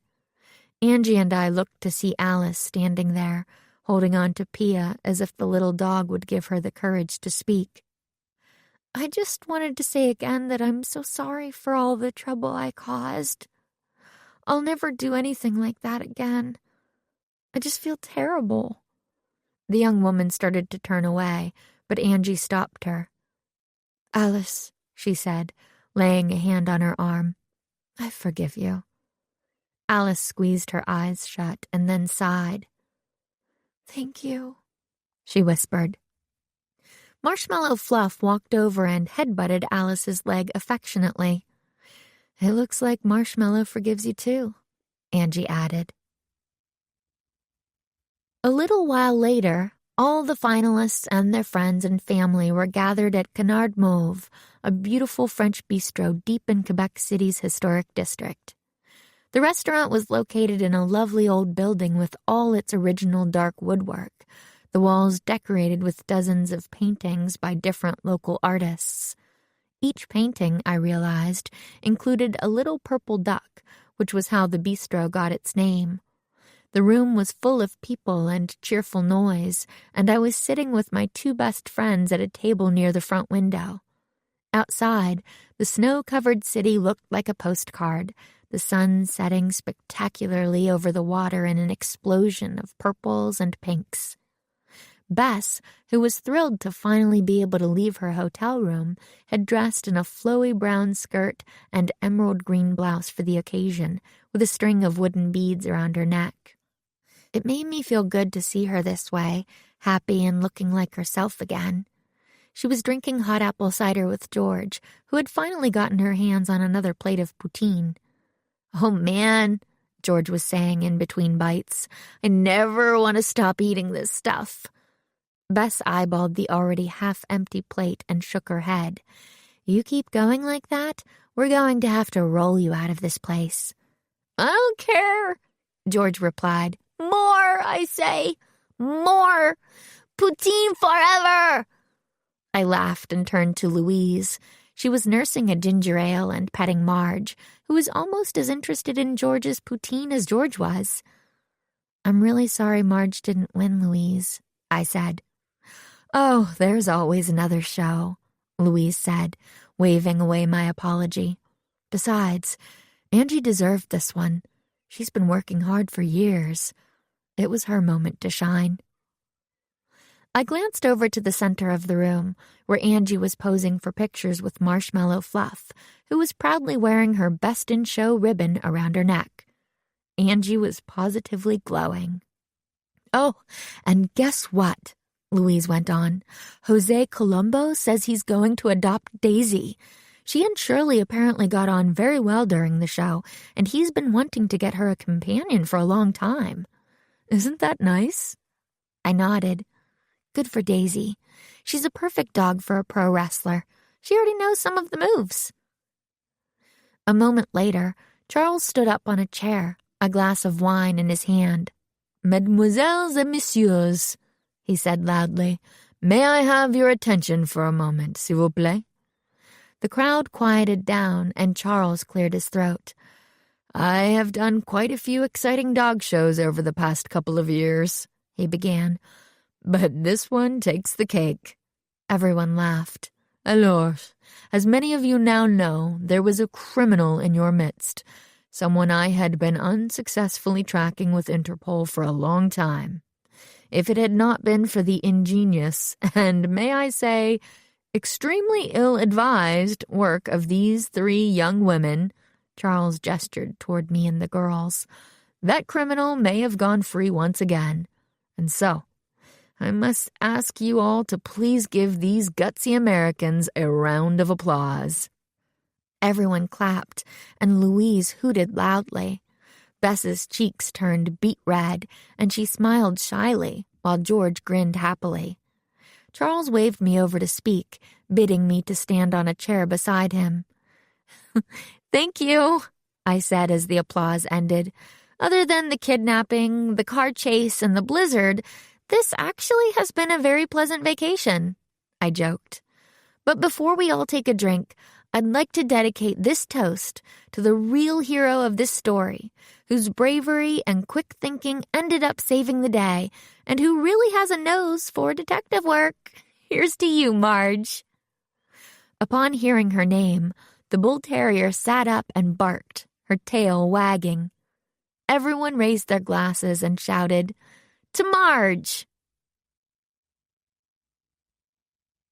Dear Diary, well, it seems as if my plans for relaxing and getting away from it all went to the dogs.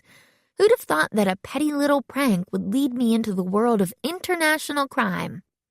Luckily, despite everything that happened these past few days, the girls and I ended up having a great time. We even got a picture with Bonhomme in the Ice Palace. Before we had to get our flight home, Louise presented each of us with a gift. She gave George a Quebecois recipe book, homemade poutine, here she comes, and Bess a canister of the region's best cocoa mix. My present was a framed photo of Marge and me taken at the competition. I'll cherish it forever. After all, that pup and I made a great team.